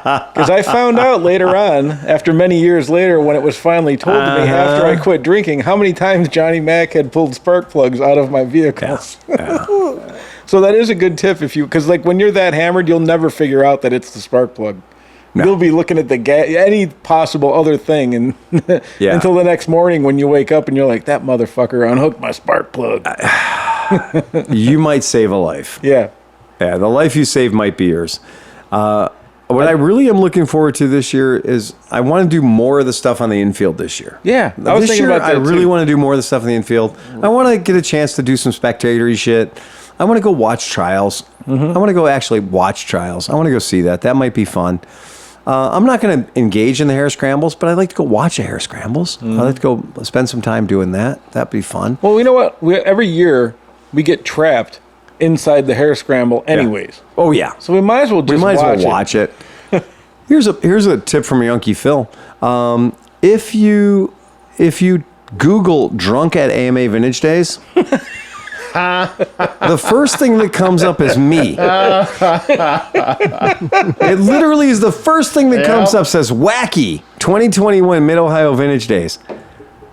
If you Google drunk at AMA Vintage Days, I'm not lying. Look at it. It's right up there. It might be on something there. If you Google drunk at Vintage Days, the first goddamn thing that comes up is me. About clearly telling you something important. Yes. And then the sixth thing that comes up is your video from 2022. Right. Your Skycam, right? Yeah. And then there's last year's, but that one's not, because if you did the drunk. but Not yeah. joking. Drunk at AMA Vintage Days, I'm the first fucking hit. That's not, I didn't stage that. You look, that's Google. You just say Google, image search, drunk at AMA Vintage Days. Step one, me. We bought a bike 7 minutes after this video was taken. Yeah. Yeah, The that's, dream. That's how you live. That's a good sign. I think you were telling me I'm going to buy a Honda Dream. I didn't say that. I said we're not going to buy anything, and then I went out and bought a Honda Dream. Oh, that was But anyway, I promise you this: it's a good event. So that was from 2021. That was from 2021. 2022. We did 2023, and then last. Yeah, this 2021 okay. was my 51st birthday. That was good. All right, that's how that happens. So I was hilarious that comes up as the first of the Google searches. Congratulations, that's an accomplishment. Hey, I'm first. I'm in first place. Best motorcycle podcast ever in this price budget. Yeah. You get what you pay for. In this price range, you do get what you pay for. So anyway, that's what I wanted to say. It's going to be fun. I mean, it's always a good time, but I like it. I look forward to it. Mr. Smith, are you venturing out to Vintage Days this You year? gonna give it a shot? We'll see. Oh, We'll see. Yeah. I think you got to come down for a day. You know. I mean, it's really far. It's an hour and a half I know. away. There's people that put 36 hours into getting there. Yeah. Well, no, our friend John Coe comes from Seattle Okay. with too much truck and too much trailer. So, and he'll bring bikes and he'll pick up bikes as he goes. So he'll pick up bikes in Nebraska. He'll pick up bikes in South Dakota. Like he'll literally come across America. He'll pick up bikes in Minneapolis to bring them to Mid-Ohio for people. And when I think that I've done Mid-Ohio for 20 some goddamn years, right? I'm kind of it's in my DNA. But when I see somebody like John Coe doing it, I'm like, God damn it, dude, you live in the wrong part of the country. Yeah. Like, don't they have a vintage motorcycle days where you come from? And he's like, no, they don't. So I got to come to this one. And we take it for granted because it's in our backyard. But don't hang around at the campsite. Go watch vintage motorcycles race. Smith only has miles to get to Goshen, Indiana. He has no problem slanking it 5 hours to go out and hang out with the Janice guys. But is Janice going to be at Mid-Ohio? Not as far as I know. But I saw your guys. So Janice gave a guy, he's building it for the hare scramble at Mid-Ohio. What? He has a 450. He had already cut the frame. It's not for the hare scramble, it's for the road race. He's cut the tail. He's got like a road racing tail on it. The whole thing's stripped down. He's reworking the front forks with like racing things, but he's in partnership with the guys from Janice, and he's going to race the armor race somehow. All right. On a Janus Very good. 450. Yeah. Holy Yeah. shit. Let me see if I can. Hold on. Oh, Let's see if I can that's find the cool. picture. Yeah, it was really kind of neat. That is amazing. Well, they're also building a flat tracker. That's out at right. Sturgis. Yeah, that's another thing. Like the idea of taking your product and doing that with it, that's not fucking around. That is some serious shit. Like people think, oh yeah, whatever, you're gonna get Right there. Janus Motorcycles to host demo rides. Yep. There's there it is. Whoa, 19-inch AFT wheels. That is a Griffin. Published 2016. Yeah, that's old. Yeah, that's old. This is on Vintage Days from today. Right, that's from today. Holy, Yeah, give me a here, second, I'll Smith, get on look. that. Give me a second, let me get on that. That's badass. That is badass. Dude, that's cool. Yeah, I mean, honestly, I give it credit to now. If those guys are getting involved with that and stuff, Yeah. that means that they're just into freaky, cool, fun shit. And Chris has been saying that for a long They've- time. yeah, and now they're that's- proving it. That's cool, man. Yeah. I do not care. I'm not particular about, this brand, that brand, whatever. That's cool. But when we see somebody willing to put their fucking skin in the game, what these guys are clearly willing to do, and you're willing to send somebody out, I don't know if you've never raced on a racetrack before, if you've never done that, it's special.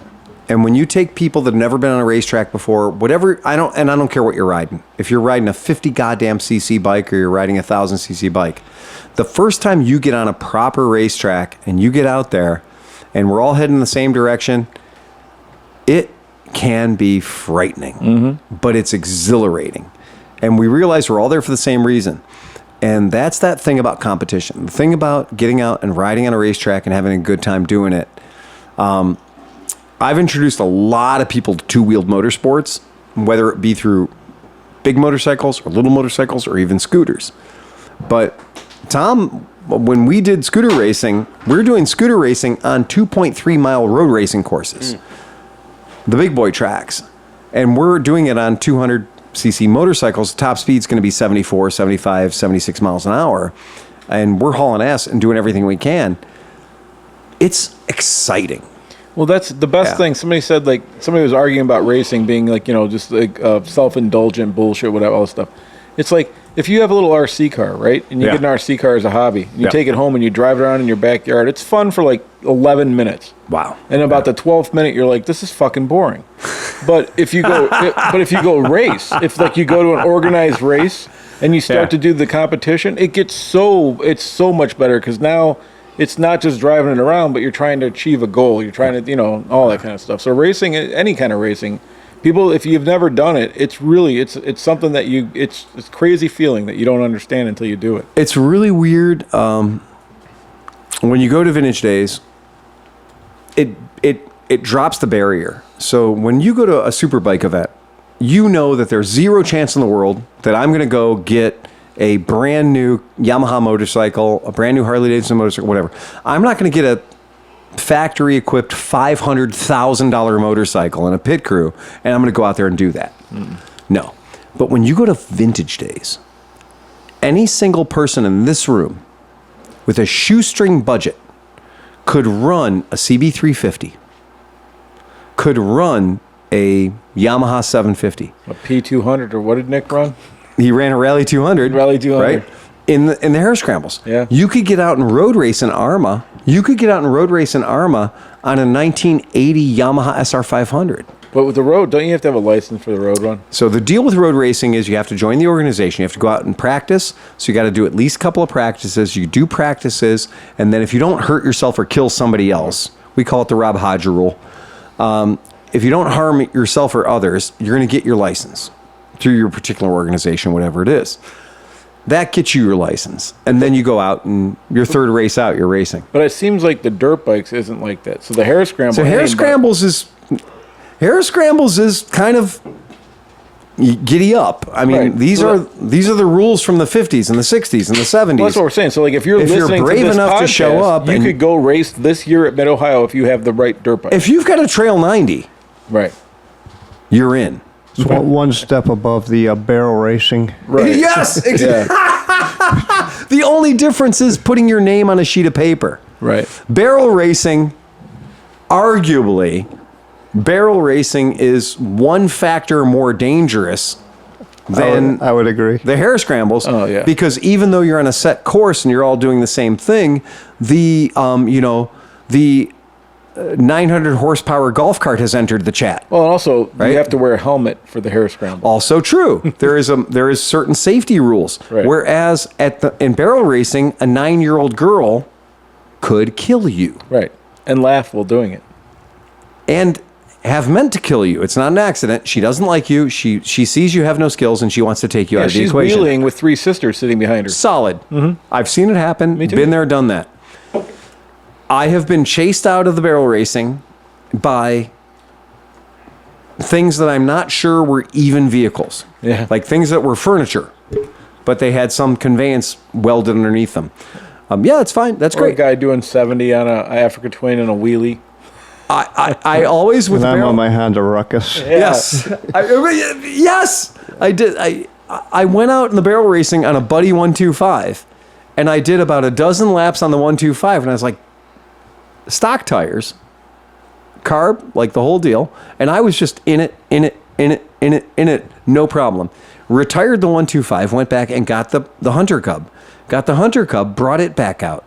But the previous owner of my Hunter Cub had put the leg shield guards on, which made the bike too wide at the bottom. Mm-hmm. And in barrel racing, they get a cut. There's a cut in the dirt that is very narrow, and it drops in. And if you hook up the cut just right, it slingshots you out of there like magic. Like you don't need to worry about corner speed. It just grabs you, holds you, and throws you out. Like a slot car. It is, yeah, it's exactly like a slot car, and it's magic when it works. But the Hunter Cub, the non-folding pegs, the crash bars, the leg shield bars, or whatever you want to call them, as soon as I leaned in, it grabbed them, and Mother Earth said, "You're stopping now." Right. And then a kid on an XR80 just ran straight into the back of me super hard at like 18 miles an hour.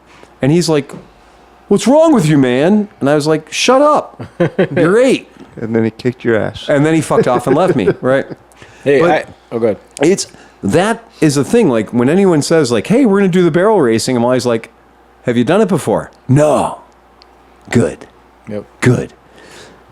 I still Sit hold there- the world record, though. What? The only person to ever fucking race with a drone. Oh, To this point. yeah. Okay. Thank you very all right. much. One, you're not even close to being fucked up. I have more respect for the guy who did it on the snowmobile. No, that's true. Yeah. Well, that was my point. I didn't want to get hurt. I thought I'd have fun without getting hurt. The unicorn girls were 3 up Yeah. on an XR 100 Right. and 4 beat, up at one point. and 4. beat everybody. Right. Like I couldn't catch them. Like I went and got a different bike. Right. Like I got a proper 125 dirt bike and couldn't catch him. Well, there You was know? the guy on the jet ski. The guy on the jet ski was pretty hard to catch. I'll He give you was. that. He was good, He was too. pretty hard to catch. Yeah, he was pretty hard. Yeah. The dude on the Sportster, That was interesting. bone stock 1000cc 70s iron head Sportster. I'll give him credit. And then I've seen it NS250s. took me like 4 laps to catch him. NS250s. Yep. What's the 2-stroke the Suzuki with all the pipes coming out the back? Oh, the Gamma? Gamma 500. Yeah, that Gamma guy. In a fucking barrel race. I The was Gamma like, guy was like, I give him credit. That's Yeah. a $15,000 motorcycle. Yeah. And he's like, I don't care. Yeah. Yep. And Yeah. I looked, he had Kendas on from like 1984. Yeah, he did the Yeah. burnouts too. Yep, he did the where burnouts. it made an Yeah. interesting noise at the end of his burnout. So we'll see how that went. I think that was the clutch.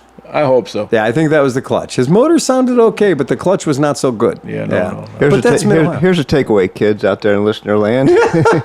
If you're going to go to Mid-Ohio Vintage Days, make sure you take in the barrel racing. Yeah. Or the what do they call it? The parking lot drag racing if So- barrel racing gets shut down. What we did a few years ago was the 10-foot drags. Yeah. So the 10-foot drags was all about, we got in trouble doing other stuff. And so we decided we're going to go over to just a little spot, a couple of, 50 feet long, whatever. And you do these 10-foot drags. And you have a starting point with a starting person. And you have a finishing point with a finishing person. Or not. And they just drop the hat. They drop the hat, and then it's all about the dig. So, you're basically starting wet grass and eventually turns into mud. But it's all about getting off the line. It's just a hole shot. And it's just a hole shot competition. That's all it is. Dude, I got this year. I'm buying this. I'm going to buy a bag of trophies, and there's going to be Sleepy slow race. What? 12 feet right in front of our thing. Who's going to get mad at us for a slow race? But as the day goes on and people get imbiberated, okay, all right, slow racing all right. might become real interesting. Okay. And the hurt factor is going to be real low. Yeah, Slow it's racing, super low. It's right? super low. We're going to get to see people falling Yeah. over, Yeah. but no carnage. I gotta say, I haven't seen a good slow race. I love that idea, Yeah. but my heart goes back to the whole not a ramp when they Yeah. started taking the spray paint out and drawing the stripes. Hmm. When somebody got the idea to bring out the can of spray paint and marking the landing zone, I was like, "That's genius." Yeah, that was good. Well, we do need a good Nada ramp this year, Yeah. or allegedly. Well, Somebody I'm in our just gonna area. tell you, It's not the fire pit. the Nada ramp at first blush, the Nada ramp was like, yeah, big deal, whatever. By the end of it, same Nada ramp, we were catching 26 to 30 feet of distance, Yeah, according to the Google Maps. Johnny Mac came one whisker hair from like just eating his face into the world. Yeah. I don't know how he launched that hard, landed on a 12 o'clock nose wheel. Landed on his front wheel. I mean, the ramp's only 12, it's only one truck tire high. Right. Right? It's one legitimate truck tire, truck wheel high. Right. Maybe 12, 14 inches.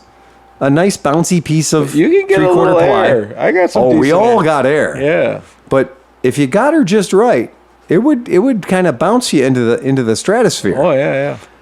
Those guys were landing 3 campsites down and just having to shut it down and seesaw velocity. Yeah. Because I think, did you have the ruckus on that one? I did, yes. That ruckus flew like the devil. I think it surprised you a bit. It did. I never thought the ruckus would go that far. It went really, really far. And you managed to drag it down without hitting anybody. I did. Yeah, but it went way further than we thought it was Further going to than go. I expected. Any of us.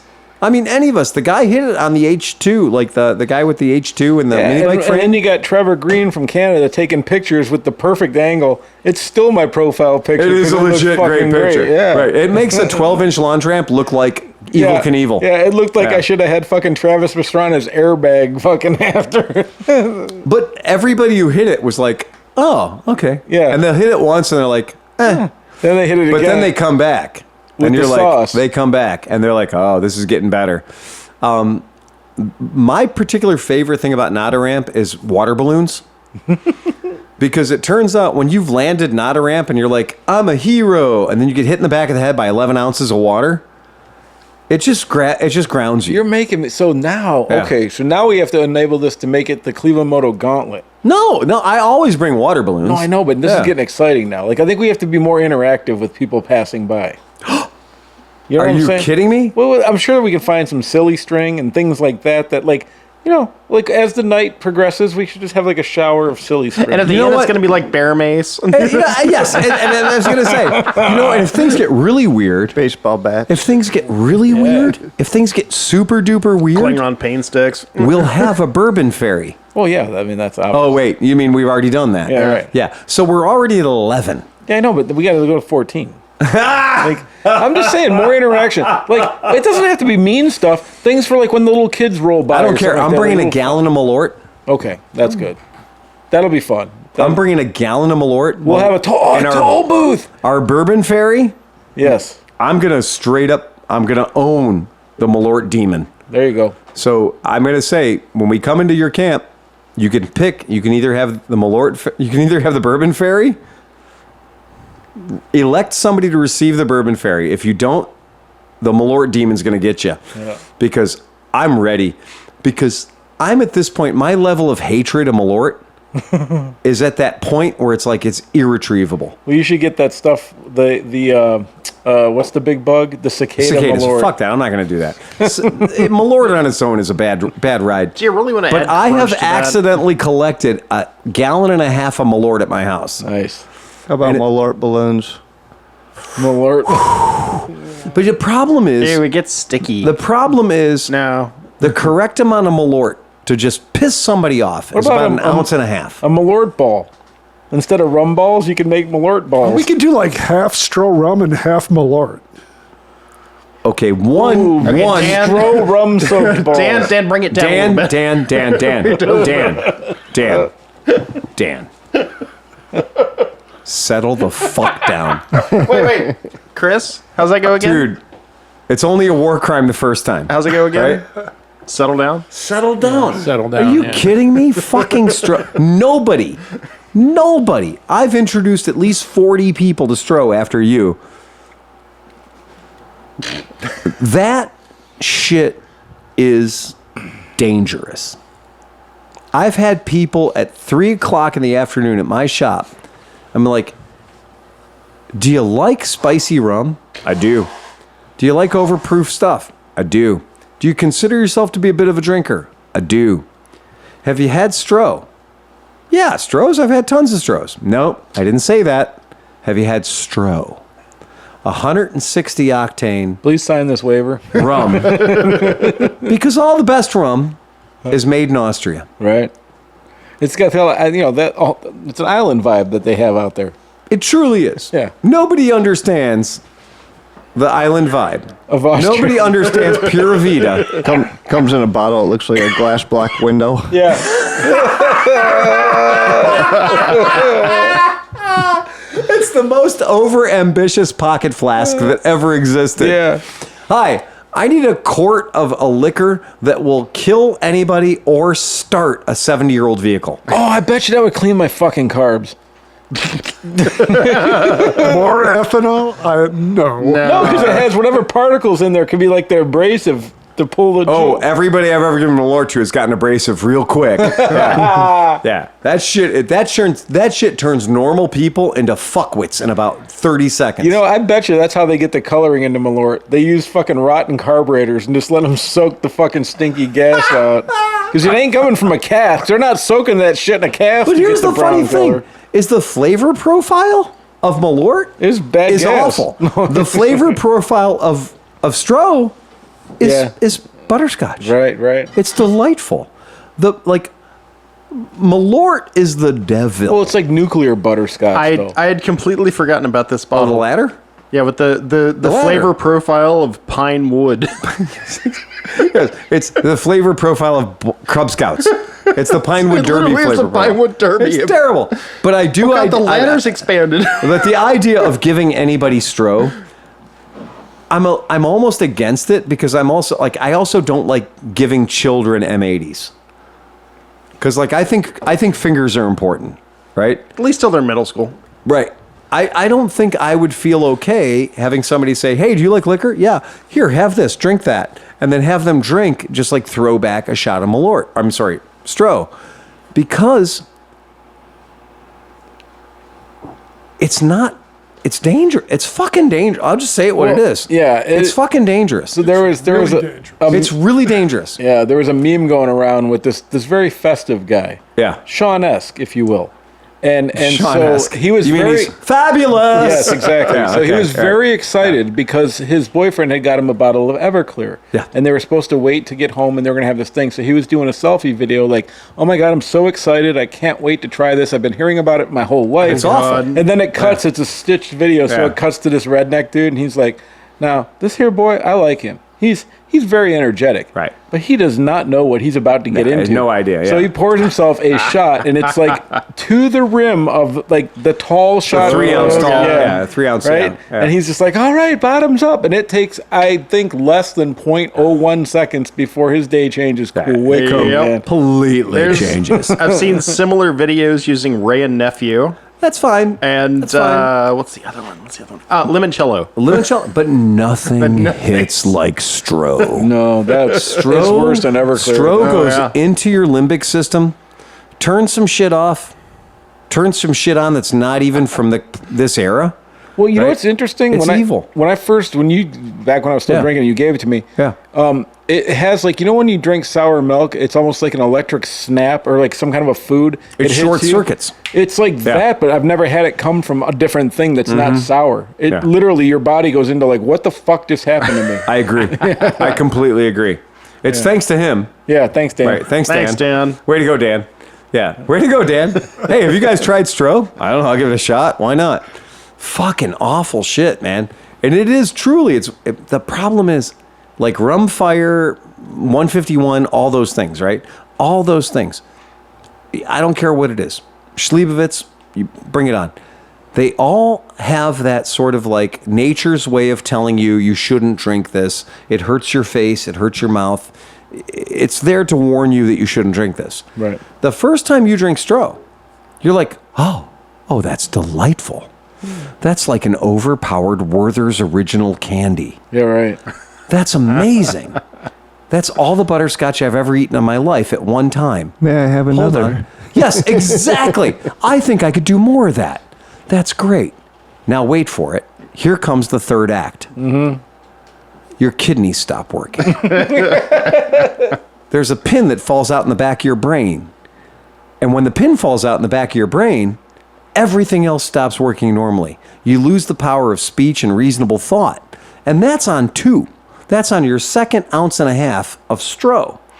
The shit is evil. I can't imagine like having that laying around, and so by the time your third shot, when all your ability to like have any reasoning goes out the window, Right. and I can't imagine what a Stro hangover would be like. One, you don't know, right? Because my personal experience is after the third shot of Stro, you stop participating in humanity. Was that the day? Because like I think you brought that about 6 years ago or something, right? Was that the day that you right woke about up in the shop? I couldn't go home. So I got fired from my own shop. I decided not to go home. I chased all you guys out of the podcast. Yeah. I fell asleep in Renee's chair Yes. because I was too scared to try to go to my office, which is 27 feet away. I eventually got up the courage to go from Renee's chair to my office, Right. where I tried to make a little bed on the floor of my office, which didn't work. And I just ended up passing out on the floor of my office, flat on the concrete floor of my office, no help needed. That was it. Woke up a half an hour before everyone came into the shop, went down to Arby's, got some food, came back, and realized that I was still intoxicated 5.5 hours later after having Stro and being like, this is delicious. I don't know what all the fuss is about. You don't remember, so I came in the next day because I had forgot some shit at the podcast. Yeah. So I was there right before you opened so I could sneak in, grab my shit, and leave. Renee let me in and said, have you seen Phil yet? And I said, no, why? You came out of the back room and you had carpet imprint on your face all the way down. No, I was terrible. I was never so, I mean, honestly, since I was in the military, I've never been so fucking carpet bombed in my life other than Stro. This is dangerous. It's 160 proof. It is. And it's $40 a bottle. It's $40. That's like if you were in high school. I have 2 bottles. Yeah, I have a bottle at the that's shop and I have $40. a bottle at my house. And the only reason those bottles exist is so when an asshole goes, have you ever tried Malort? I can be like, have you ever had Stro? And be like, you know what? I'll drink your Malort. Do shot for shot. If you drink my Stro. And they're like, okay. And the Malort's awful. The Stro's actually like, I feel warm inside. Do you know that Malort had a big part of me stopping drinking too? Because I was never like a person that drank every day or anything. Yeah. But there was one weekend when like I didn't really have any money laying around. My wife was somewhere like that. And so I looked around and all I had was a bottle of Malort. So I drank about a half a bottle of Malort just to have some fun on a Saturday. And what did that do? It was terrible. It made you sober. It did. It didn't get Call you drunk. Jepson. You can write a testimonial. Yeah. The best way ever. The best thing about Malort is it'll make you stop drinking. Yeah, right. Yeah. No, I we're swear. Alcoholics Anonymous, so Yeah. we're just going straight Malort. Fuck, man. You I'm set telling a dude down and make him suck down. Like, remember the dads that hand you a pack, a carton of smoke? Smoke up, Johnny. I didn't. Here, drink this bottle of Malort. I didn't drink beer for years because of Coors Light. But not kidding. I will fuck you over with Malort, but I will not make you drink Stro because it's too mean. It's just too evil. It's bad. It's bad. It's bad. Because you go from being like, I got this, to being like, I'm just not a human. I don't got this. No, I don't got this. No, that's it. Your brain checks out. It's bad. I don't think that's a good idea for anybody. But I will help Johnny. I'll help Johnny Chrome. I'll help Johnny McElfresh bring levity to the situation. Yeah, that's cool. I'll do that shit. Anybody else got anything else? Smith, no joke. Squatouche. Squatouche. No, I don't. We don't even have a Johnny Mac. No Johnny Mac? So this clown is walking out into the woods with this 9-year-old boy. And he's walking out in the woods. He's got the 9-year-old boy. Oh, no. And he's walking along. You know, he's a clown. So it's like, squeak, squeak, squeak, squeak.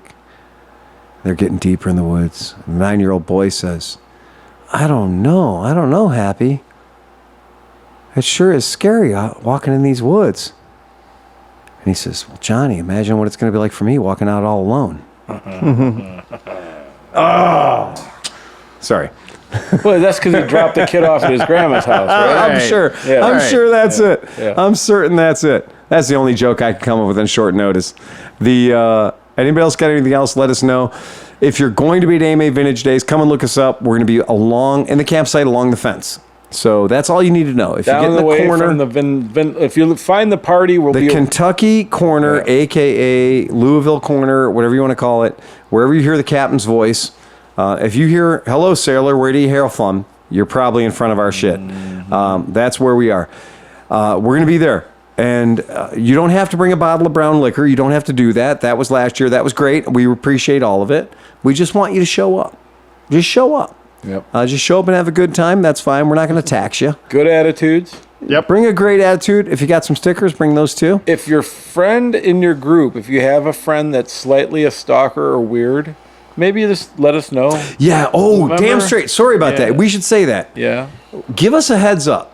If you got a creepy guy Yeah. that maybe glommed onto you and you don't know who he is or something, let us know going in Yeah. so we don't have to figure that shit out later. Because we'll handle it for you. We'll take care of it right up quick in a hurry. Yep, We're yep. good at that. Yep. And if you got a guy who maybe he's not like in your scene, but he's with you, just let us know up front. Because last year, we were finding about that shit way too late. And we already had people like sequestered away and stuff. And we're like, hey, that dude showed up with you. Is he your buddy? Like, no, we picked him up like 7 campsites ago. We don't know who he is, but he's creepy as fuck. Let us know going in. Yeah, we're good at that. Right. And if you are a person that maybe is like not used to motorcycle events, maybe find yourself in smaller groups or organizations, or you might be considered a bit strange by other people. We're your family. Just come and hang out with us. That's the other thing, too. I want to say that I don't care who you are, where you hail from, whatever you're into, or maybe you're just fucking freaked out. Hang out. Like, Yeah, come on out. we are absolutely a good place if you just want to chill out and hang back. We always have comfortable chairs. We always have good shade. We've upped the quality of our shade dramatically. We've got like OSHA rated shade now. Right, and we don't. And when like literally when Phil says like everybody's welcome, like we will defend everybody's welcome. Yeah, oh yeah. I think that's always been a great thing about our deal is like nobody. We want everyone to make sure that it's ClevelandMoto Podcast. The reason that we love the Misfits and the Misfits love us, I'll speak for them, is we share that idea, that ethos, is that all of us, every single one of us, whether you ride a motorcycle or you don't, if you're there, it's because you belong. You're part of us. We're not gonna judge you. If you're there, we're happy. We'll give you a drink. We'll make sure you get fed. We'll make sure you have a great time. Anything we can do, and if you need to be left the fuck alone, we got plenty of nice, quiet, dark places we can hide you for a while, so you can get your shit together. Because I know at Mid Ohio, having the ability to go just take 5 minutes and get away from it all, that's a big deal at Mid Ohio. Because otherwise, even just walking around can be a lot of stimulus. Yeah. And what we've always offered is like a big FEMA camp that is just, hey, just hang out for a second. You want to eat some, you want to have a cookie, you want to have, a snack cake, you want some coffee. Everybody that's in our group is generally very much there to help you. And every year we take too much home. We do. Yeah. Yeah. And if you're just hungry and you need a raccoon supper, show up at the camp. There's always snacks. There's always something for you. Yep. I've been very proud of our group and that ability to say, hey, this is so-and-so. They're just going to hang out for a while. I love that. There's been a lot of times where there's people that have ridden in kind of on a last minute thing, like I'm coming out for a day, I'm just coming for the afternoon. Yeah. And then they leave in the morning because they had a place to chill, underneath one of our tents or something. I'm very much happy with that because you don't need to be part of a 20-year structure. You can just show up. Yep. And that's how we've made so many of our good friends is just fucking show up. Just show up and have a good time. Actually, you're absolutely right. Some of the most interesting and fun people are people that we've never heard of before that just showed up and they just popped in. Yeah. They literally just popped in. Yep. They popped in and they were like, hey, I'm here. That's fine. And now we're friends. And it's a really good thing. We know there's a lot going on. So make sure if you show up at Mid-Ohio, come and check us out. And we'll make sure. We'll do everything we can to make sure you have a good time. That's what we're there for. Yeah, man. Yeah, it really is. Bring a couple of bucks if you want to buy a mini bike or you want to buy something cool. That's the place to do it. If you don't want to walk and you find a sweet ass old motorcycle, Mid-Ohio is probably the best place I could ever recommend to anyone for buying a vintage bike that you didn't even know existed, but was exactly what you needed. And every time we see somebody pop into the booth, dudes show up on bikes that I'm like, I forgot that bike even existed. What the hell is a CD 175? Yep. And a dude shows up on it and he's riding it all weekend long for $400. Right. I'm like, I forgot they even built that bike, let alone you're going to have fun with it the entire time you're there. Right. So that's a great thing that happens at this particular event. And there's no stress like, oh, you're not riding a Harley, you're going to get some shit. No, this is the opposite of that. This is all about just get weird, enjoy yourself, have a good time. Yeah. And if you think you're going to see it all in a day, you're not. No, you got to come for a couple days. Yeah, if you're gonna roll in on early Saturday morning, bring your sunscreen, bring a lot of water, be prepared to cover a lot of miles. You'll have a good time. You'll probably wish you spent the night. You'll probably wish you camped out in your car, kind of thing. It's just a little too much for one day. It's a little too much for one afternoon, especially with the infield shit. And I realized that the last major rainstorm was 3 years ago. So Whoa, we're probably, really? Yeah, remember? Are you kidding? Oh, yeah. That was 3 years? 3 years ago, right? I'm finding it hard to believe right now that we had 2 years of nice. Yeah. No, because it was like, remember we thought we were going to get it, but we got like 10 minutes last year. All right, But fair enough. we didn't have the 10 apocalypse deluge. Yeah. That was 3 years ago. Yeah, you're right, because So it's been a long time since I spent $1,000 on pop-up tents. Yeah, it's kind of due this year. Yeah, So okay. So be expect prepared. weather, yeah. Yeah, be prepared. Yeah, that's a good move. All right, if that's it, ride fast and take chances. Get us out of here, Sleepy. Bum, bum, bum, bum, bum, bum, bum, bum, bum, bum, bum.